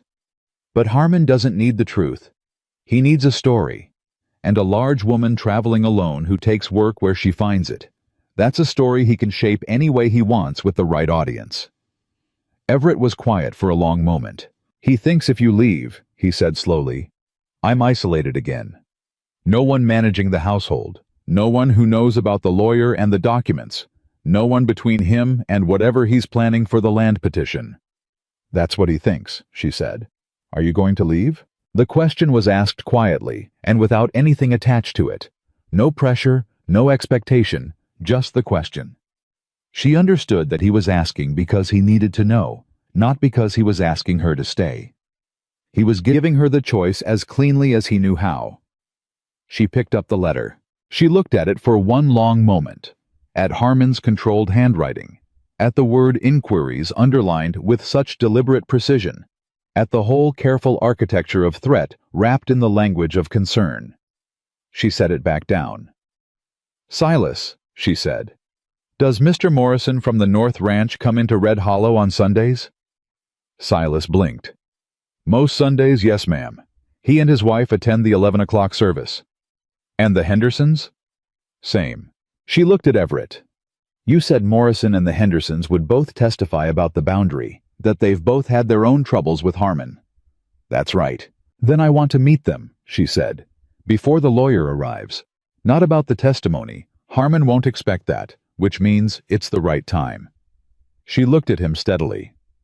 "He sent this letter because he thinks I'm afraid of him. The best answer I can give him is to walk into that church on Sunday morning on your arm and shake James Morrison's hand." Everett stared at her. "You want to go to Red Hollow," he said. "I want to let Wade Harmon see that his letter landed and changed nothing," she said. "Because the moment he believes I'm manageable, he'll push harder, and the moment he understands I'm not—" She paused. "He'll have to decide whether to escalate or back down. And men who work the way he works don't escalate when they're not certain of the outcome. They prefer to maneuver." Everett looked at her for a long moment. "You've thought about this before," he said. "Not just now. I've been thinking about it since he rode into the yard last week," she said. "Since Silas told me about the Bellamy property, about how Harmon works." She folded Harmon's letter and put it in her apron pocket. He chose the wrong person to threaten. Something moved through Everett's face that she felt across the room. "Yes," he said quietly. "He did." They went to Red Hollow on Sunday morning. It was the first time Clara had been back in the town since the day she arrived, and she was aware of the symmetry of it, riding in the same direction, but entirely differently situated than she had been that Tuesday afternoon. Everett sat beside her on the wagon seat, managing the reins with his good hand, the splinted wrist resting across his knee. He had dressed carefully, which she noted and said nothing about, and she had put on the better of her two dresses, which he noticed and also said nothing about. They said nothing to each other on the ride. They didn't need to. The reaction when they pulled up to the church was not subtle. She felt the shift in the air before they'd fully stopped, the way a crowd adjusts when something enters it that changes the configuration of everything. People turned.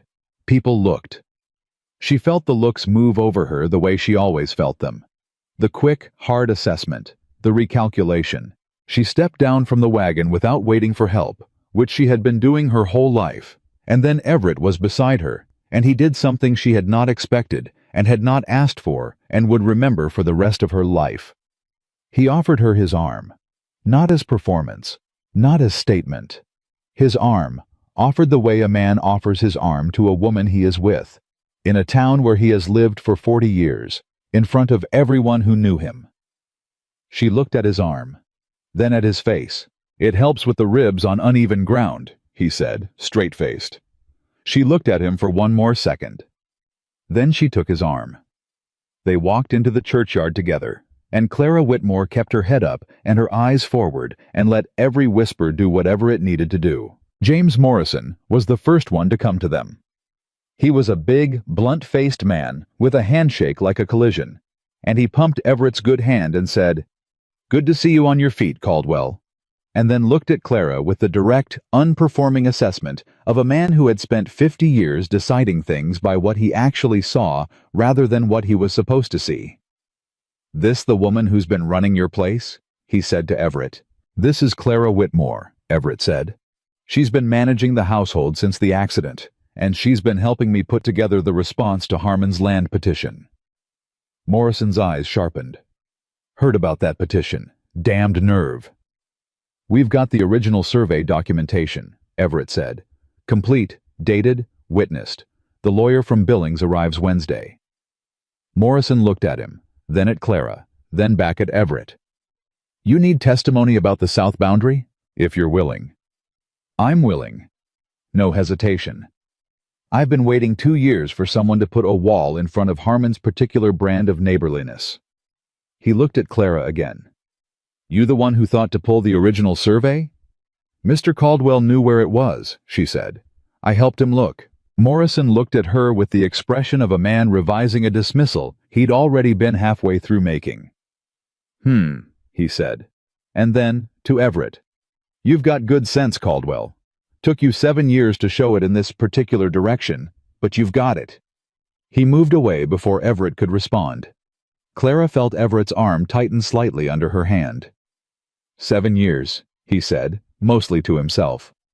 "He's not wrong," she said. He looked at her, and the look had warmth in it, real, uncomplicated warmth, the kind she had been watching him rediscover piece by piece over the last 9 days. The Hendersons were next.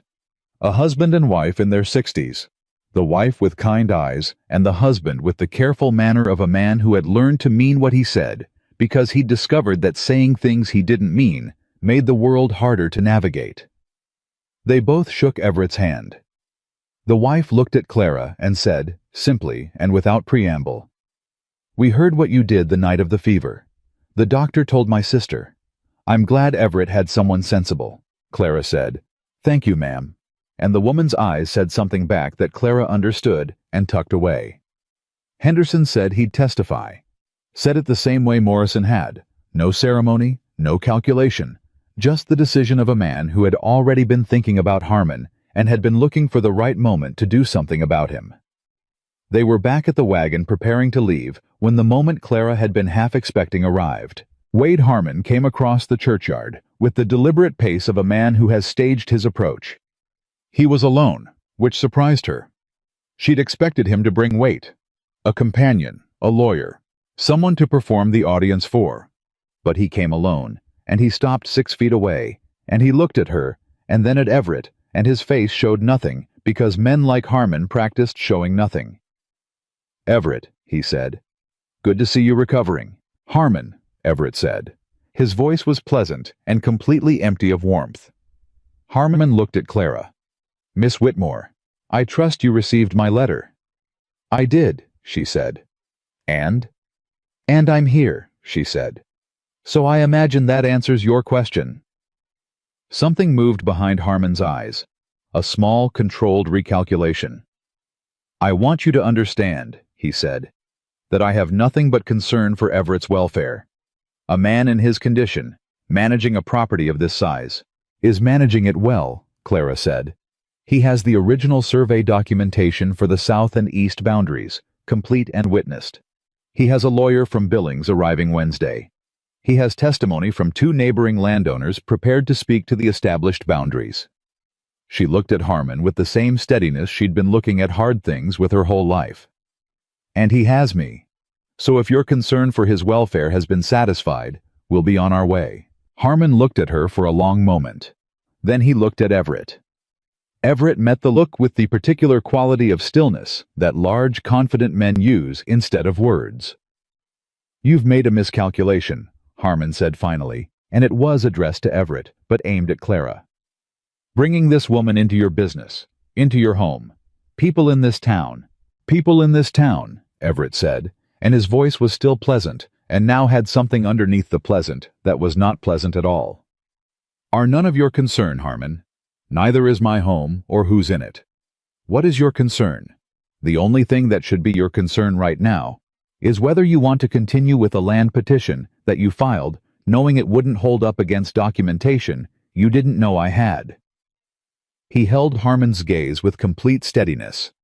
"Withdraw the petition. Do it before Wednesday. Because once the lawyer arrives, this stops being a conversation between neighbors and starts being a legal proceeding. And I have been more patient with you than you deserve, but I am done being patient."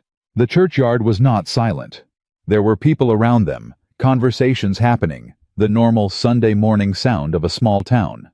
But in the immediate radius of the 3 of them, everything had gone quiet in that particular way. That means everyone within earshot is listening while pretending not to. Harmon looked at Everett, looked at Clara. Then he tipped his hat, a gesture that managed to be both polite and threatening, which was an impressive piece of work, and walked away. Clara watched him go. "He won't withdraw it," she said quietly. "No," Everett agreed. "But he knows now that it won't be easy, and men like Harmon prefer easy." She looked at him. "You were very clear." "I've been thinking about what I wanted to say to him for about 6 days," he said. "I had time to prepare." She looked down at her hand on his arm. "Your ribs," she said. "We should get you back." "My ribs are fine." "Everett." "Clara." She looked up at him. He was looking down at her with the expression that had been building since the lamplight and the survey documents, since the fire and the storm, and his hand on hers. The expression of a man who has found his bearing after a long time of being lost and is not going to pretend otherwise. "I want to stop somewhere first," he said. She let him lead. I took her to the dry goods store, the same store in front of which she had walked past 2 women's whispers on the day she arrived, 11 days and a lifetime ago. He pushed the door open and went to the counter and spoke to the man behind it, an older man with a clerk's apron and the slightly startled expression of someone who doesn't often see Everett Caldwell in his establishment on a Sunday. "I need to open an account," Everett said. "In Miss Clara Whitmore's name. She'll be managing the household supply orders for the Caldwell Ranch going forward. Her word on any order is the same as mine." The clerk looked at Clara, then back at Everett. "Of course, Mr. Caldwell." Clara stood very still. "You don't have to," she started. "I know I don't have to," Everett said. He was looking at the clerk, not at her, but she understood the look was for her. "I want to. There's a difference." She remembered saying those words to him 9 days ago about something else entirely. She recognized them coming back to her and felt what they cost a person to say and what they meant when they were genuine. She didn't argue. On the ride back to the ranch, the afternoon going long and golden around them. He said, "When the lawyer comes Wednesday, I want you in the room." "I'll be there," she said. "I want you there not because you're useful," he said. "I want to be clear about that." She looked at him sideways. He was watching the road ahead with the careful, deliberate look of a man saying something he has rehearsed slightly and is determined to say correctly. "I know," she said. "Good." He was quiet for a moment. "Because I've been thinking about what you said. About being afraid. About being wrong before about people who seemed to see you and then didn't. Everett, I want to earn it," he said. "I want you to stay long enough that you can see. Not because I've said it, but because the days have shown you that I meant what I said, that it doesn't change." He kept his eyes on the road. "That's what I want. I'm not asking you to believe it on faith. I'm asking for the time to show you." The afternoon moved around them. She thought about 12 years of canvas bags and wagon seats and never staying anywhere long enough for it to feel like hers. She thought about the kitchen with the forgotten honey and the unseasoned pan. She thought about Silas bringing her the morning water without being asked, and Tommy's anxious helpfulness, and Colt's 12 words a day that were always the right 12 words. She thought about a man who had spent 7 years building walls and had started, in the last 11 days, opening doors. "The month," she said. "I know," he said. "I'll take the month." A pause.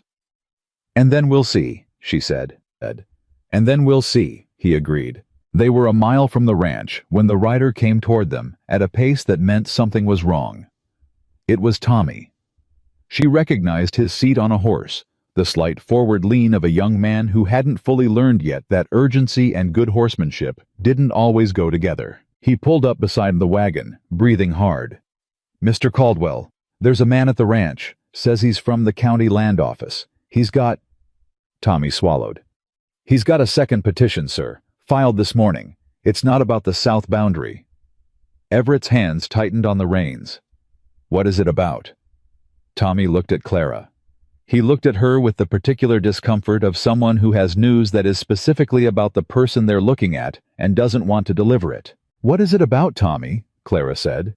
"It's about you, ma'am," he said. "Harmon filed a petition claiming that you have no legal right to be on the property. That you're not. That there's no legal basis for your presence. He's claiming you're—" He stopped. "The papers say you're trespassing, ma'am, and that Mr. Caldwell, given his medical incapacity, may not have been of sound enough mind to authorize your presence in the first place." The word landed in the wagon like a stone dropped in still water. Trespassing. Clara looked at the road ahead. She thought about Harmon tipping his hat in the churchyard. About the way he'd looked at her, not with anger, not even with contempt, but with the cold assessment of a man who had already decided what his next move was and was simply waiting for the right moment to execute it. He hadn't been backing down in that churchyard. He had been buying time. Everett's voice, when it came, was very quiet. "How long ago did this man arrive?" "About an hour, sir. He's waiting." "And the papers?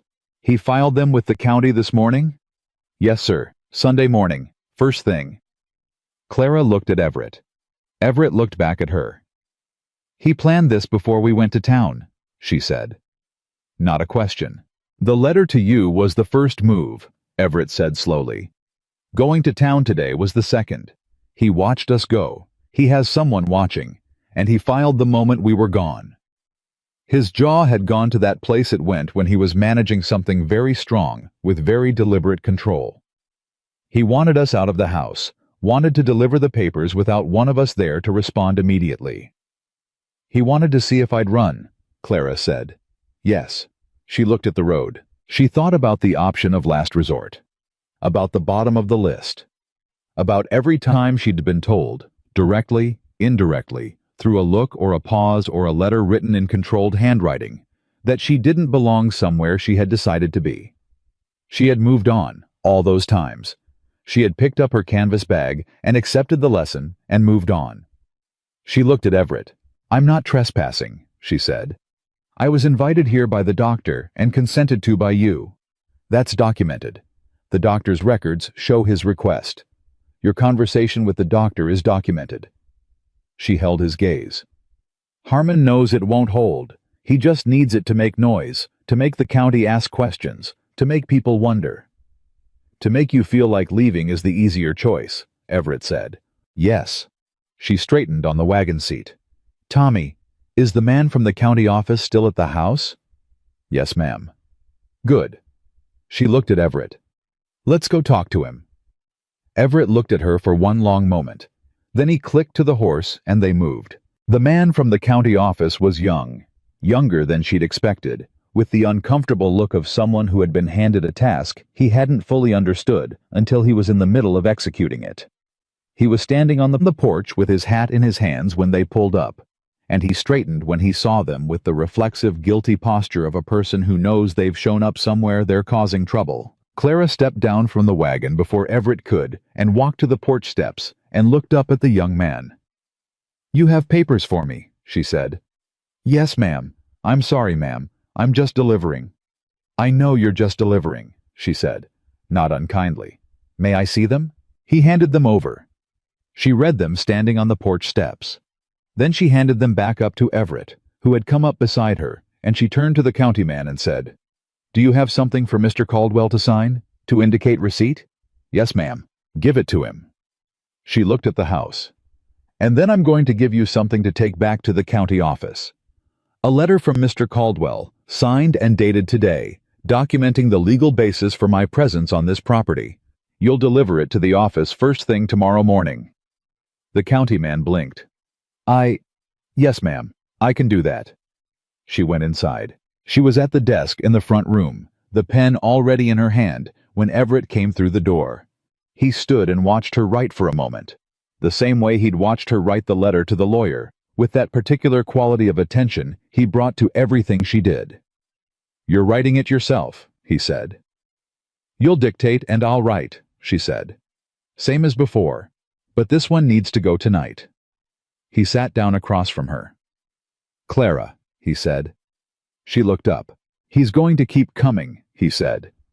Not a warning, a statement of fact, delivered with the flat clarity of a man who wants to make sure she understands what she's staying in the middle of. I know, she said. This isn't going to be the last of it. Even with the lawyer, even with the survey documents and the testimony, Harmon doesn't give up easily. He'll find another angle. I know that too, she said. And you're still sitting there with a pen in your hand. She looked at him. The late afternoon light was coming through the window at a low angle, and the front room was warm, and the house was settling into the quiet of early evening around them. The familiar sounds of the ranch, the hands returning from their work, the horses in the barn. She thought, this is what it sounds like. This is what it feels like. A house that has something living in it again. You said you wanted to earn it, she said. You said you wanted time to show me. I did. Then stop warning me off, she said, and tell me what you want to say in this letter. He looked at her across the desk.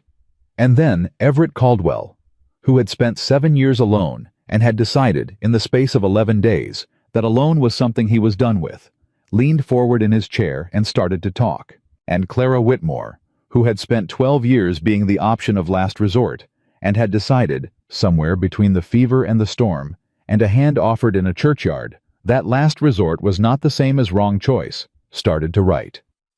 Outside, the county man waited on the porch with his hat in his hands, and across the valley, in a house Clara had never seen, Wade Harmon sat at his desk with a glass of whiskey and the expression of a man who has thrown his best punch and is waiting to see if the other person is going to stay on their feet. She was still on her feet. She was going to keep being on her feet. And tomorrow, the real fight was going to begin.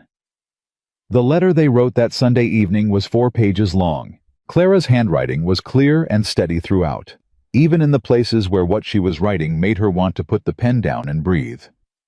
Everett dictated with the precision of a man who had spent 40 years making decisions that had consequences, and understood that the language you chose when things were serious was not the place to be approximate. He said each sentence once. She wrote it.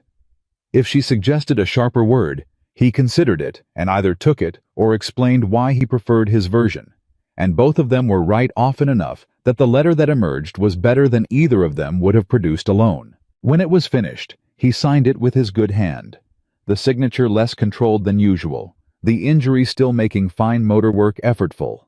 And she sealed it and gave it to the county man, who had been waiting on the porch for 2 hours without complaint, and accepted the envelope with the quiet relief of a man who is glad to be able to leave.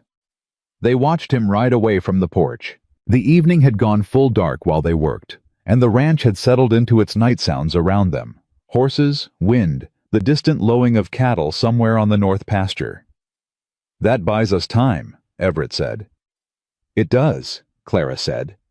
"The lawyer needs to know about the second petition first thing Wednesday, before he looks at anything else. I'll write to him tonight." "I'll write it," she said. "You need to rest that hand." He looked at her sideways. "You're going to be managing my correspondence now?" "I've been managing your correspondence for a week," she said. "You just noticed." He almost smiled. "I noticed," he said. "I chose not to comment." She looked at him. "Why?"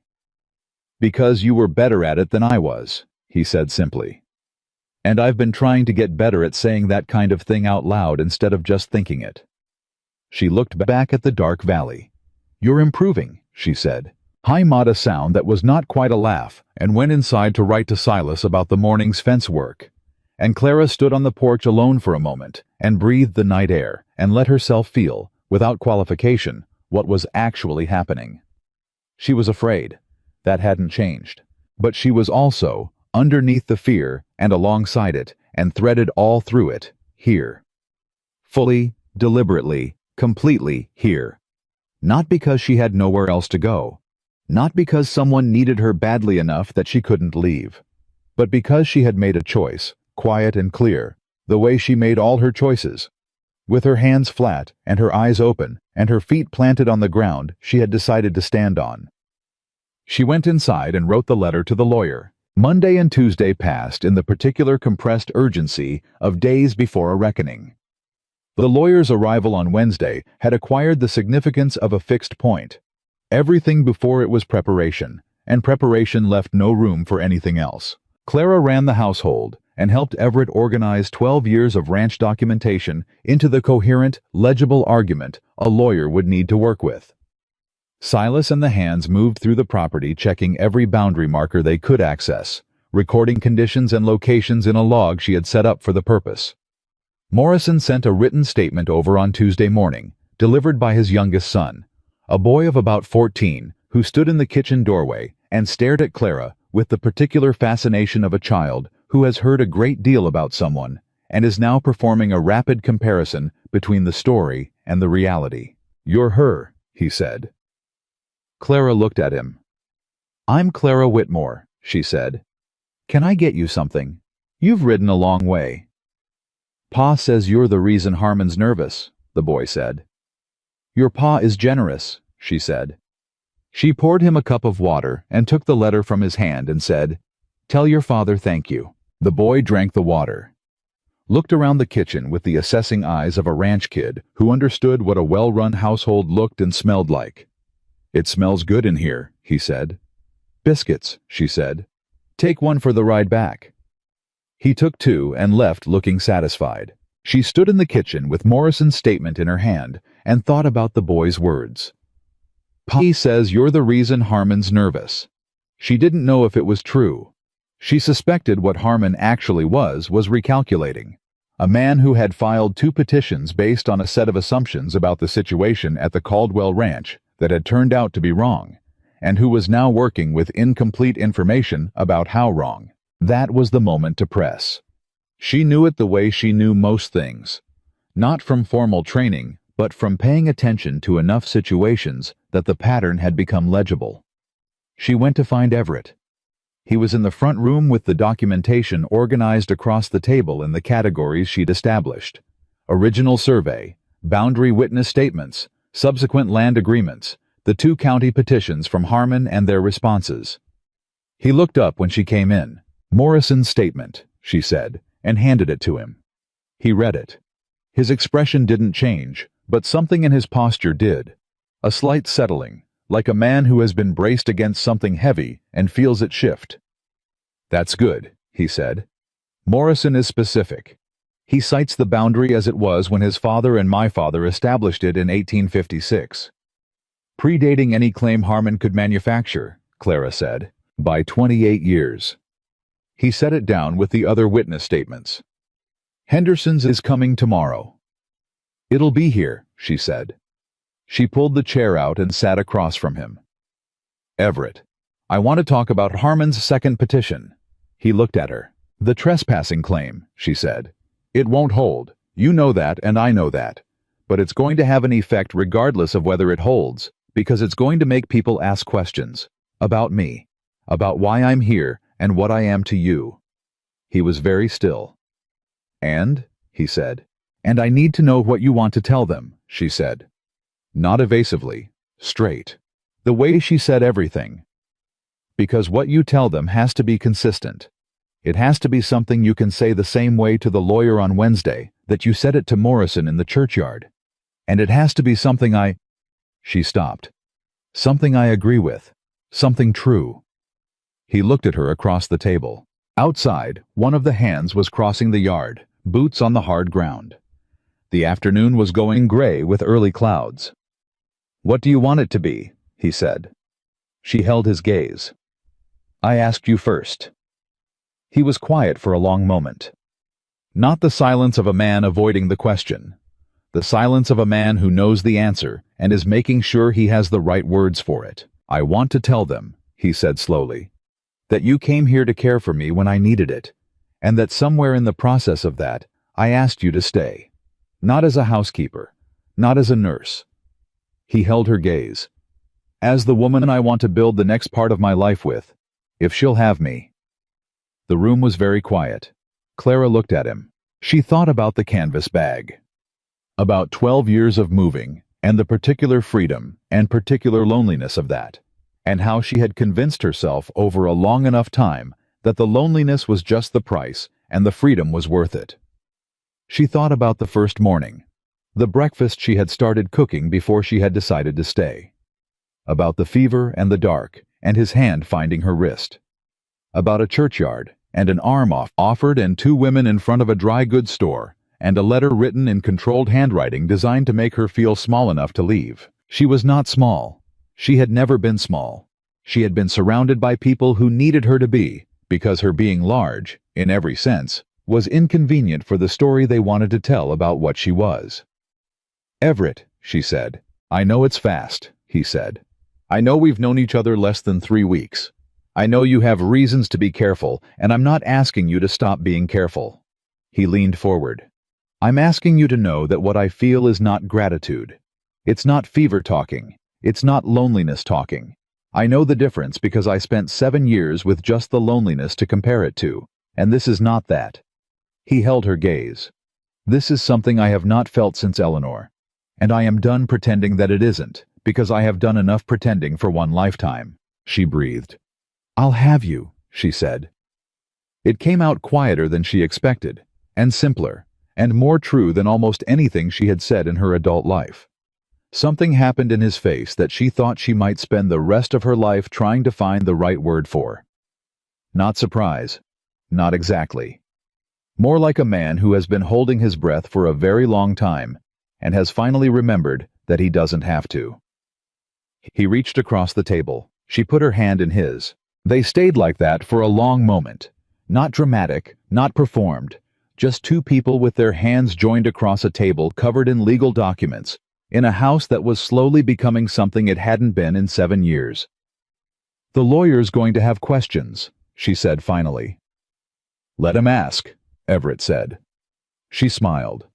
The first real, full, uncomplicated smile she had let herself have in this house, and possibly the first in longer than she wanted to calculate. He saw it. She watched him see it. Watched something warm and uncomplicated move into his face in response, and understood that this, exactly this, was what he had been rebuilding himself toward, without knowing what it was he was building toward. Don't do that too often, he said. She looked at him. Why? Because it's very difficult to think clearly when you do, he said. She laughed. A real one, from the same undefended place his rare laughs came from. And he laughed back, and the sound of the two of them laughing in that front room was the most alive that house had been in 7 years, and both of them knew it. The lawyer arrived on Wednesday. His name was Thomas Garrett, and he was a compact, silver-haired man of about 55 who arrived on a fast horse with a leather case so full of paper that the straps strained, and who shook Everett's hand and then looked at Clara with the sharp, evaluating look of a man who makes rapid assessments of people as a professional necessity. "Miss Whitmore," he said, "Everett tells me you've been managing the documentation." "I've been helping organize it," she said. "The documentation is Mr. Caldwell's. I just made sure it was legible." Garrett looked at the table, at the organized categories, the labeled groupings, the clear separation of original documents from subsequent agreements, from the 2 county petitions and their responses. He looked at it the way a man looks at work that is better than he expected and is deciding whether to say so. "This is very well organized," he said. "Thank you," she said, and went to get him coffee. Garrett spent 3 hours with the documentation. He asked questions, sharp, specific questions that went to the heart of each document and its legal weight. And Everett answered most of them, and Clara answered too, that were about the organization of the response letters, and by the time they broke for the midday meal, Garrett had the expression of a man who has arrived prepared for a difficult case, and found it considerably less difficult than anticipated. "The original survey is the key," he said, over the meal Clara had prepared, and that he ate with the focused appreciation of a man who had been eating trail food for 2 days. "It predates any claim Harmon can manufacture by 30 years. Combined with Morrison's statement and Henderson's." He looked at Everett. "You have a strong case. Not an effortless one, but strong." "What do we need to do?" Everett said. "File a counter-petition this week. I'll draft it today, and we can have it to the county office by Friday. I'll also file a formal response to the trespassing claim." He glanced at Clara. "Which is, frankly, the weakest piece of legal work I've seen in years. Harmon's lawyer should be embarrassed by it." "Harmon didn't expect it to hold," Clara said. "He expected it to move." Garrett looked at her. "You understand how he works." "I've been paying attention," she said. He looked at her for a moment with the frank assessment he'd given her at the beginning, and then he said, "Everett, may I ask you something directly?" "Go ahead," Everett said. Garrett set his fork down. "Harmon is going to use Miss Whitmore's presence here as a line of attack. It's the softest target he has, because it's the one that plays to social judgment rather than legal fact. He's going to make noise about propriety, about the nature of her role here, about what people are saying." He looked at Everett steadily. "The cleanest way to close that line of attack is to remove the ambiguity." Silence. Everett looked at Clara. Clara looked back at him. She understood what Garrett was saying. She understood it completely. And she understood that he was right. And she understood that this was the moment. Not the soft, private moment at the table with joined hands, but the practical, public, consequential moment, where what Everett had said he wanted either meant something or it didn't. "Are you asking me what I think you're asking me?" Everett said to Garrett. "I'm saying that ambiguity is Harmon's tool," Garrett said. "Remove it and you remove the tool." Everett looked at Clara, just at her, not at the lawyer, not at the table, not at the documentation spread across every surface. At her. "Clara," he said. "Don't," she said. He stopped. "Don't do it because of Harmon," she said. "Don't do it because it's the strategically correct move and the lawyer is sitting right there and it solves a legal problem." She held his gaze. "If you're going to ask me something, ask me because you mean it, not because it's convenient." The room was very still. Garrett had the good sense to look at his coffee cup. Everett looked at her for a long moment, the full, searching look that she had watched him deploy for 3 weeks now, the one that went looking for something and found more than it expected.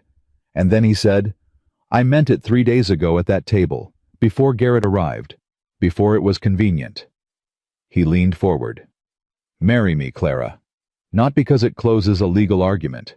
Because I meant what I said, and I want to spend whatever time I've got left on this earth with someone who tells me the truth and makes me laugh and knows how to organize cattle breeding records and talks to frightened horses and makes the whole house feel like someone is living in it." He held her gaze. "Marry me because I love you. And because I have been trying to find a way to say that clearly for 10 days, and this is the clearest I've managed." She looked at him. She thought, 12 years.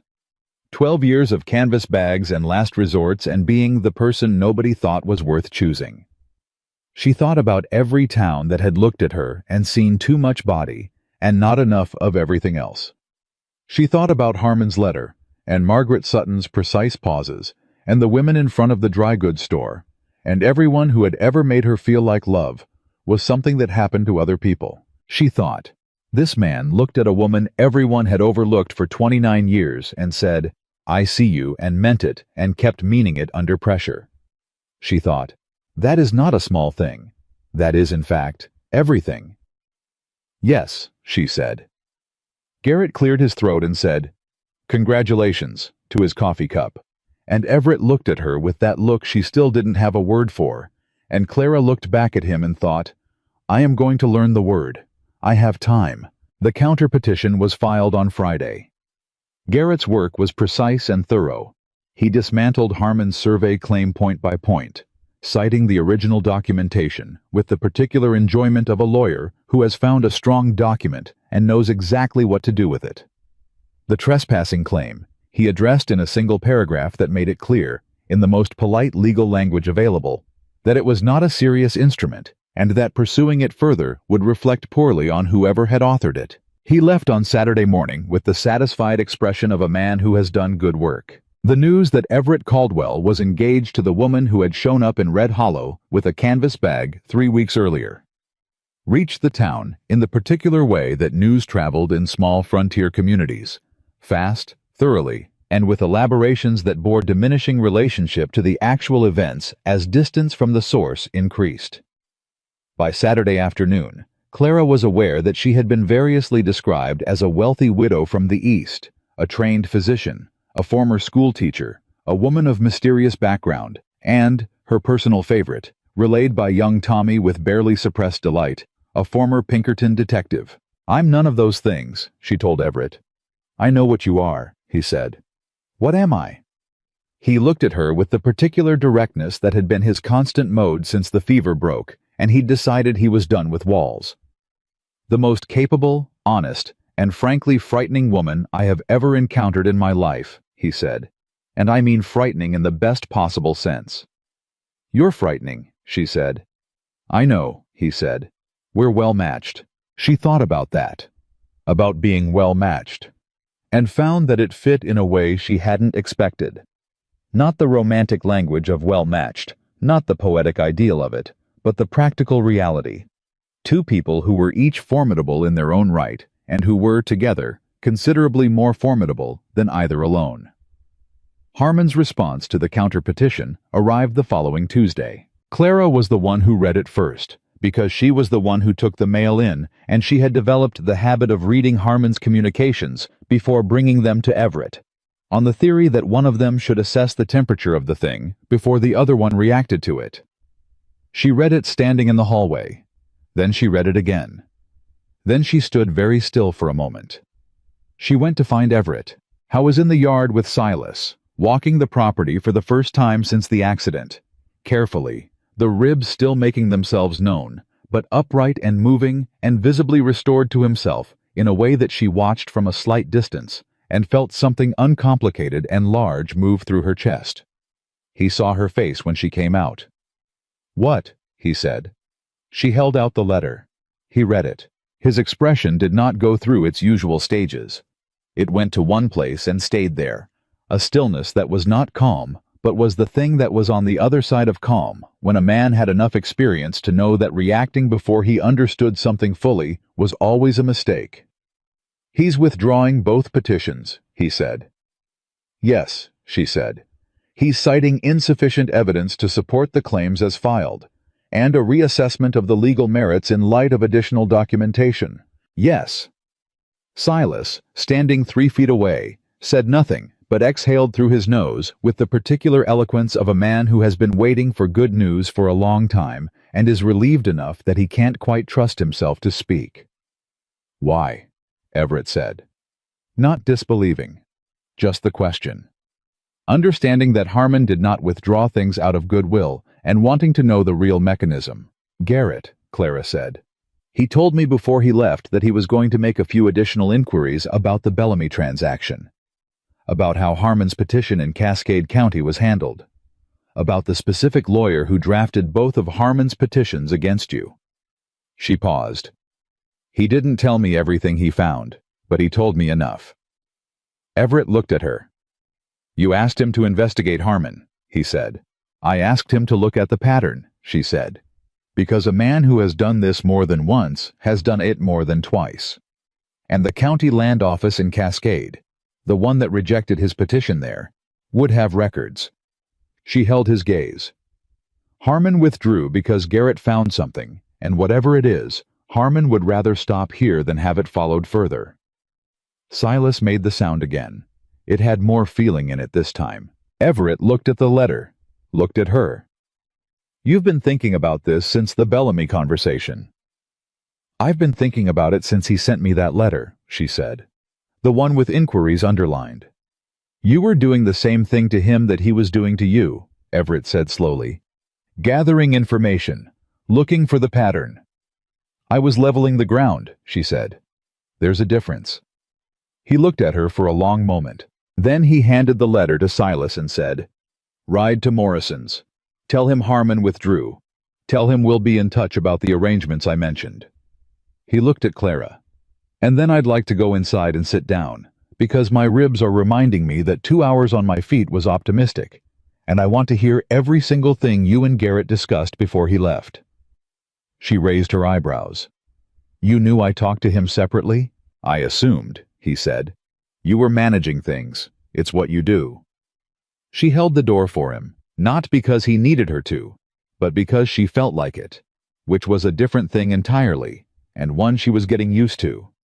They sat in the kitchen, and she told him everything. The weeks that followed were the kind of weeks that build something without announcing what they're building. Ordinary days assembled into a structure that only becomes visible from a distance. The lawyer filed the final paperwork, confirming the withdrawal of both petitions. Morrison and Henderson sent notes of congratulation that managed, in the Frontier way, to be both genuine and understated simultaneously. Dr. Aldred came out on a Wednesday. For what he said was a final check on Everett's ribs, and what was actually, Clara suspected, an excuse to see how things stood. And he sat at the kitchen table for an hour drinking coffee and talking with the contained satisfaction of a man who feels that something he set in motion has gone somewhere better than he dared hope. "You're staying," he said to Clara. Not a question. "I'm staying," she said. He nodded once, with the economy of a man who has said what needed saying. Then he looked at Everett, who was across the room discussing the hay situation with Colt, and then back at Clara, and he said quietly, "He laughed when I came in today. I haven't heard that man laugh in 7 years." She looked at her coffee cup. "He laughs now," she said. "Yes," the doctor said. "He does." The wedding was held in October, 6 weeks after the morning. Clara had first stepped out of that wagon and walked past 2 whispering women into a town that had decided before knowing her that she didn't belong there. It was small, the way both of them wanted it, practical and unperforming, the ceremony of people who needed the fact rather than the spectacle of it. Morrison and his wife, the Hendersons, Dr. Aldred, the ranch hands in their cleanest clothes, Silas in the front with the expression of a man who has been holding something in for weeks and is finally allowing himself to feel it. Young Tommy, who cried and was not embarrassed about it. Clara wore a dress she had made herself from fabric Everett had ordered from the dry goods store in Red Hollow, the store where, 6 weeks ago, he had opened an account in her name and told the clerk that her word on any order was the same as his. The dress was deep blue wool, well cut, simple. She had made it without sentiment and with considerable skill, working in the evenings at the kitchen table after the household was quiet, and when she put it on the morning of the wedding, she stood in the room that had been the spare room and was now hers, and looked at the woman in the mirror for a long moment. She thought, "This is still you. The same face. The same large, plain, work-honest body. The same hands." Nothing had changed about who she was. Everything had changed about what was true. Everett was waiting at the bottom of the stairs when she came down. He was in his good coat, the dark one, and his wrist had healed enough by now that the splint was gone, and he looked. She searched for the word and found it. Restored. Like a man who has been returned to himself after a long absence and is still in the process of remembering what it felt like to be fully here. He looked at her when she came down the stairs. He looked at her the way he had learned to look at her. Completely, without evasion, with the full weight of his attention that he gave to everything he decided was worth attention. "You made that dress," he said. "I did." "You didn't tell me." "You didn't need to know," she said. "You just needed to see it." He offered her his arm. She took it. Morrison's daughter, a quiet girl of 17, played the fiddle because it turned out she was gifted, and because Clara had discovered this 3 weeks earlier when the girl came with her father to discuss the boundary testimony, and Clara had asked about the fiddle case she was carrying, and one thing had led to another. The music filled the front room of the Caldwell Ranch on a clear October afternoon, and the people in that room were the people who had earned their place in this story through honesty and loyalty and the simple, unmovable commitment to showing up when things were difficult. The ceremony was brief. The minister from Red Hollow, who had, Clara suspected, been curious enough about the whole affair to make the 4-mile ride out under the guise of pastoral duty, performed it with genuine feeling. Everett said his words in the voice he used when he meant something completely, the flat, direct, undecorated voice that she had learned, over 7 weeks, was the voice of a man who had burned away everything that wasn't necessary and kept only what was true. She said hers. When it was done, Morrison started a round of applause that Silas joined with the particular enthusiasm of a man who has kept his feelings reined in for 2 months and is glad to have an appropriate outlet. And Tommy cried again. And Colt said 3 words, which was generous by his standards. And Dr. Aldridge shook Everett's hand and then looked at Clara and said simply, "Well done," which she knew was about more than the wedding. Later, after the meal she had cooked with the help of Morrison's wife, who turned out to be as competent in a kitchen as Clara and nearly as direct, and after Silas proposed a toast that was brief and sincere and said everything it needed to in under 20 words. Later, when the guests had gone and the hands had retreated to the bunkhouse and the house was quiet around them, Clara stood on the porch in the October dark and breathed the cold, clean Montana air and listened to the ranch. Everett came out and stood beside her. They were quiet for a long time in the particular way that they were quiet, comfortably, without needing to fill it. The silence of 2 people who have enough shared ground, now that the quiet is part of the ground, rather than a gap in it. "Are you all right?" he said. "Yes," she said, and meant it without qualification. He looked out at the dark valley. "I've been thinking about what my father said, about always writing things down, always keeping the paper." He paused. "I wrote something down this week. I want to tell you what it was." She looked at him. "I wrote that the best thing I did in 1884 was fall off my horse," he said. "Because if I hadn't fallen off my horse, the doctor wouldn't have needed someone to sit with me, and if he hadn't needed someone, he wouldn't have gone to the bottom of his list, and if he hadn't gone to the bottom of his list, he wouldn't have found me," she said. "He wouldn't have found you." He looked at her. "The woman everyone overlooked, the last resort." He shook his head slightly. "I want you to know, and I want this to be the last time I use that phrase in this house, because I never want to hear it applied to you again. You were never the last resort. You were just the only one with enough sense and enough backbone to say yes when the rest of them said no. And the rest of them said no because they didn't understand what was being offered." His voice was steady and direct and completely without performance. "I understood, eventually. It took me longer than it should have." She looked at him in the dark. "It took us both time," she said. "It did." He reached for her hand, found it. "I'm not planning to waste any more of it." She held his hand in the cold October air and looked out at the valley, at the ranch that had been silent for 7 years and was not silent anymore, at the pastures where the cattle moved in the dark, at the mountains standing permanent behind everything, at the stars that had been above this valley since before any of them arrived and would be there long after. And she thought about a woman who had come off a wagon with a canvas bag and $2.40 and the willingness to do what needed doing. She thought, look where the willingness took you. She thought, look what the last resort got to become. She thought about every woman who had ever been told she was too much of the wrong things and not enough of the right ones. And she thought about how the world arranged itself to make women like that feel small.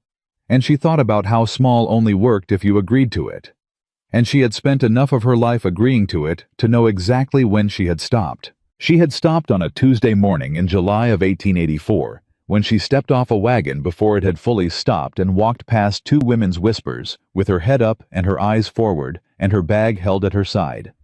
She had stopped before she even knew there was anything to stop for. And what had found her? What had been waiting on the other side of that particular stubbornness, at the end of that particular night, was this ranch, these people, this man beside her who laughed now like he remembered he was allowed to. This home. She hadn't come here looking for any of it. She had come looking for honest work and a fair wage and a dry place to sleep. She had come as the last resort, the bottom of the list, the woman nobody else was willing to be. And she had stayed as the person everything was built around, not because she had performed some transformation, not because she had become something other than what she was, but because what she had always been, capable and honest and present, fully and undefensively present, had turned out to be exactly what was needed, in this place, at this time, by this man. The world had spent 29 years telling Clara Whitmore she wasn't enough. The world had been wrong. She squeezed Everett's hand. He squeezed back. And in the house behind them, the fire they had built together was still burning, warm and steady and certain, the way real things burn when they are built on ground that holds. Some people spend their whole lives waiting to be chosen by a world that keeps looking past them. Clara Whitmore had stopped waiting. She had walked through a door that everyone else declined to walk through, and she had done the work that was in front of her with both hands and her whole heart, and she had refused, every single time she was given a reason to make herself smaller than she was.